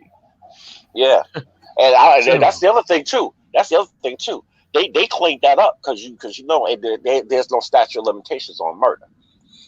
I honestly think being that Richard is Jamaican, technically speaking. I listen. Ain't no way. You talk about you said you gonna run a train on a black man's daughter, and you talk about you beat him down. Nah, they played that up for the camera. He went back. He went back and murked that dude. He went back that as a father of one biological and one stepdaughter. I can tell you, for either one of them kids, I'd step outside my skin. You gonna run a train on who? On what? Nigga, please. Man.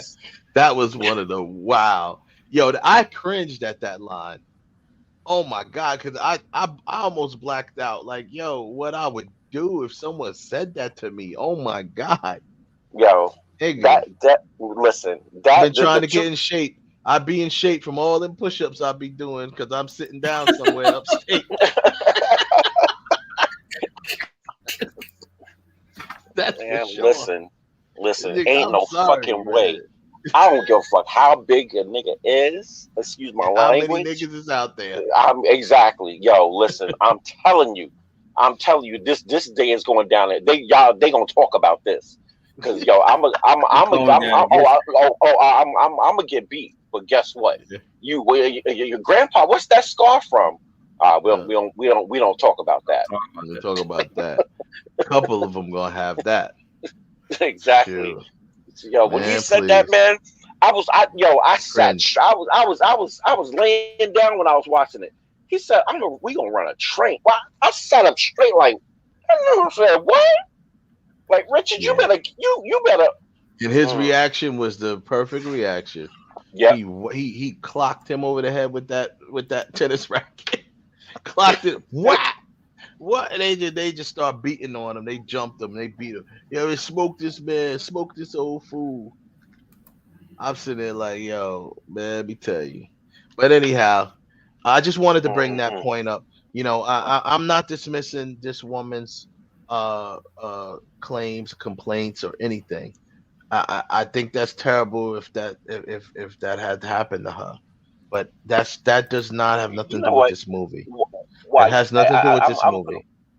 Yeah, but why even? Here's the story. Because this is what we do. Why even bring it up? Why bring it up now? This has happened years ago. You a full-grown ass adult. You a whole adult.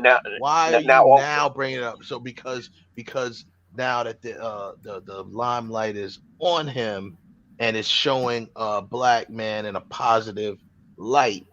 So just because we can't have that. Hell, I done did a lot of bad things in my life. I done did a lot of things, bad things in my life that if you shine light on it, you may not look at me the same. But I'm also a very good man. You know what I'm saying? So because they're showing this story is showing once again from Venus and Serena's perspective, that's how they see their father. Yeah, and it That's changed how the whole they dynamic. see- They put all our business. They put all black people business out in the street. Yeah. With this movie, because Yeah. that family dynamic, a lot of us was raised in that type of dynamic. Two parents Yeah. in the household, and that didn't play. Like, listen, Yeah. this Right. this is what you do. That's what he said. When they call CPS on them, and they you hear that we being hard on them. That's because we are being hard on them. That's our job. That's how we was raised. Keep them off the streets. But that goes to show you. But that goes to show you how jacked up the system is, because they don't want you. They want to come there and split the family up. But then when you make the argument of, well, wait a minute. So you're here because I'm doing what I'm supposed to do as a parent.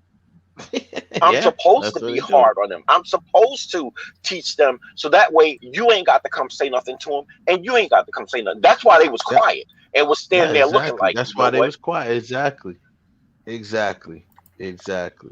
And, but see, what they really didn't show, what they really didn't show is what most parents would say is, call CPS if you want to. I'll beat their ass and your ass. Exactly. But he basically said that don't be coming back up at my crib with this foolishness. Don't be coming back at my house with this foolishness. And that's what it is, man. You know? Shoot. Man, please. My grandparents used to say it, my parents used to say it too. It's better I whoop your ass than the police. Somebody else. Yep. The police whip it, they're gonna have no remorse for you. They're gonna beat you. They'll beat you till you're dead. Yeah, right? exactly. No sympathy. They might beat you till you're dead. I ain't gonna do that yet. Till you say some wild shit. Till you think till you done lost your mind. Then I'm gonna put you out your misery. And even then, because I love you, I'm only gonna beat you within an inch of your life.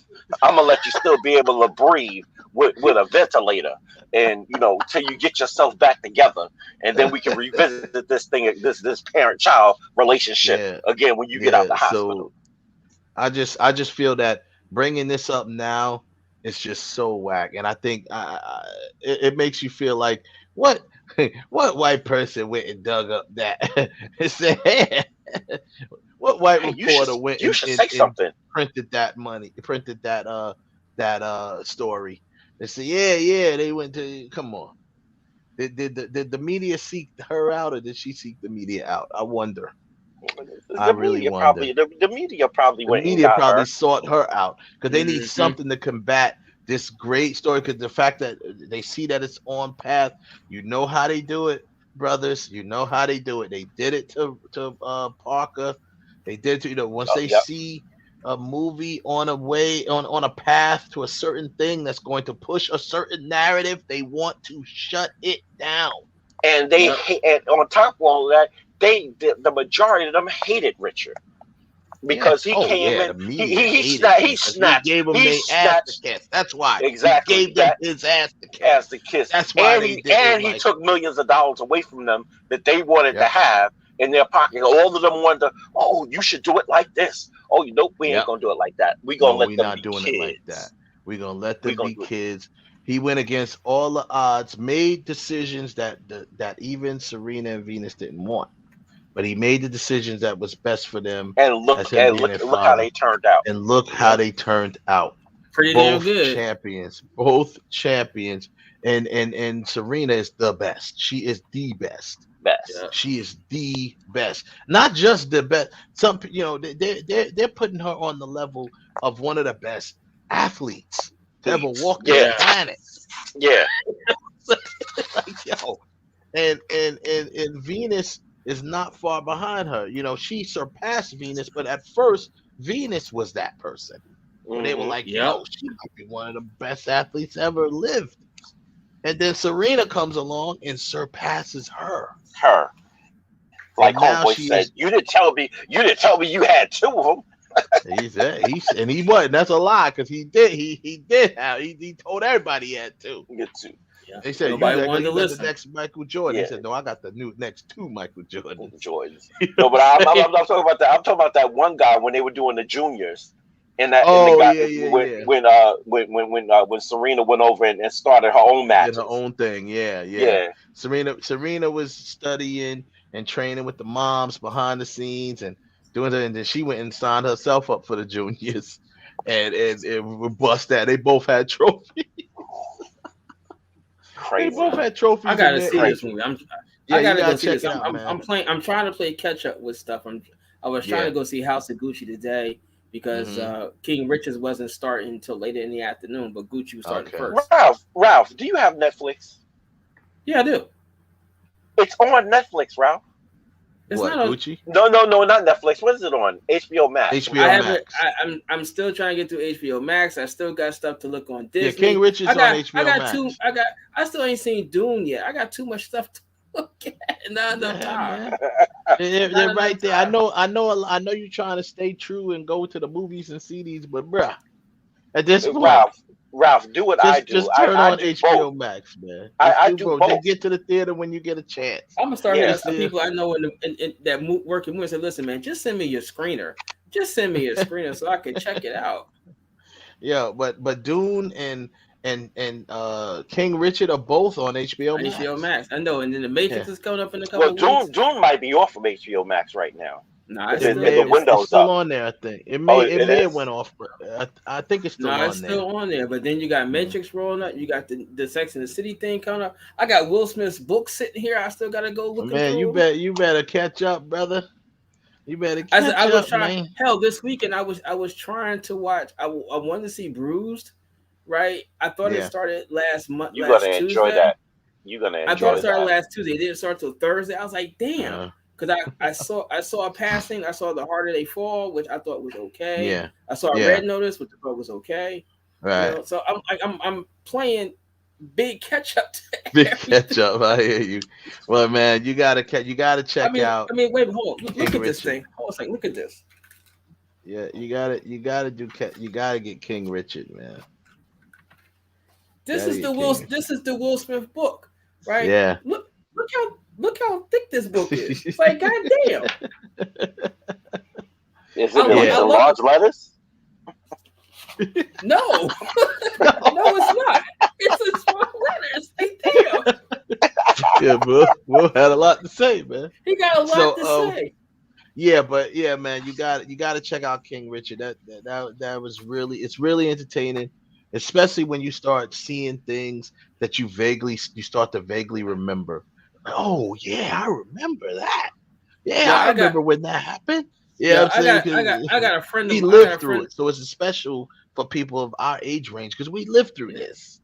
Yeah. And somewhere down the line, you're gonna get the Tiger Woods movie. Somewhere down the line, you're gonna get that come. But I got a friend of mine that does security all around New York City, and one of the gigs that he does is the U.S. Open. Yeah. And every year I say, yo, you gotta give me a picture of Big Booty Serena. Every year I say, you gotta give me a picture of Big Booty Serena. He ain't got me the picture yet, but he gotta get me a picture of Big Booty Serena. Just one. Hurry up before she stops. Yeah, that's what I said. She trying to end on a good note, but pretty soon, Father Time is catching up with her. And these injuries are messing with her, so she might just decide to stop because she's already the best. She don't really have nothing else. Because one year he called me. And he was before he's like Ralph, listen, guess who came and had to talk to me because he does security. Security is not really supposed to interact with the athletes and stuff, but he does games and stuff. But I said, who you talking to? He said, I had to have a sit down with Serena Williams today. I was like, really? And about some security stuff, like with her baby daddy and stuff. But she came and had to talk to him. I was like, did you get my picture? Nah, man, I didn't do it. Why are you telling me this then? If you ain't got the picture, I don't care about your sit down. Did you get my picture? Why are you telling me this, man? I want my picture of Big Booty Serena. Yeah, man. So yeah, man. But anyhow, that's where I'm gonna end the show on that note, man. Everybody, if you get a chance, see King Richard. It is a good film. It is gonna go well. And I just want to encourage everybody to, yes, you can read and research anything you want, but don't just take in all of the BS negative stuff that's plants, the industry plants that are put out there to set a false narrative or a narrative to combat this narrative of this man, this black man that raised 2 black champions and is a big part of their success and of who they are as champions, as professionals, as women. So let's above all of that, they have to keep the school to prison pipeline going. So they have to come up against this. You know, we can't have these parents thinking like, oh shit, so I'm doing the right thing by being a good parent. They don't need that image out there. They need the image of the picture they painted of who we supposed to be in their eyes. Of who it's for, exactly. So let's not fall victim to that. Watch the movie and judge it for yourself for what it was. And y'all be better. Have do better. Exactly. Do better. That's the most important. Y'all have a good night. Peace out, everybody. Peace. Stop hitting that dislike button. That's all I gotta say. Stop hitting the dislike button. Comment. Don't dislike. Comment. Damn it. Deuces. Exactly.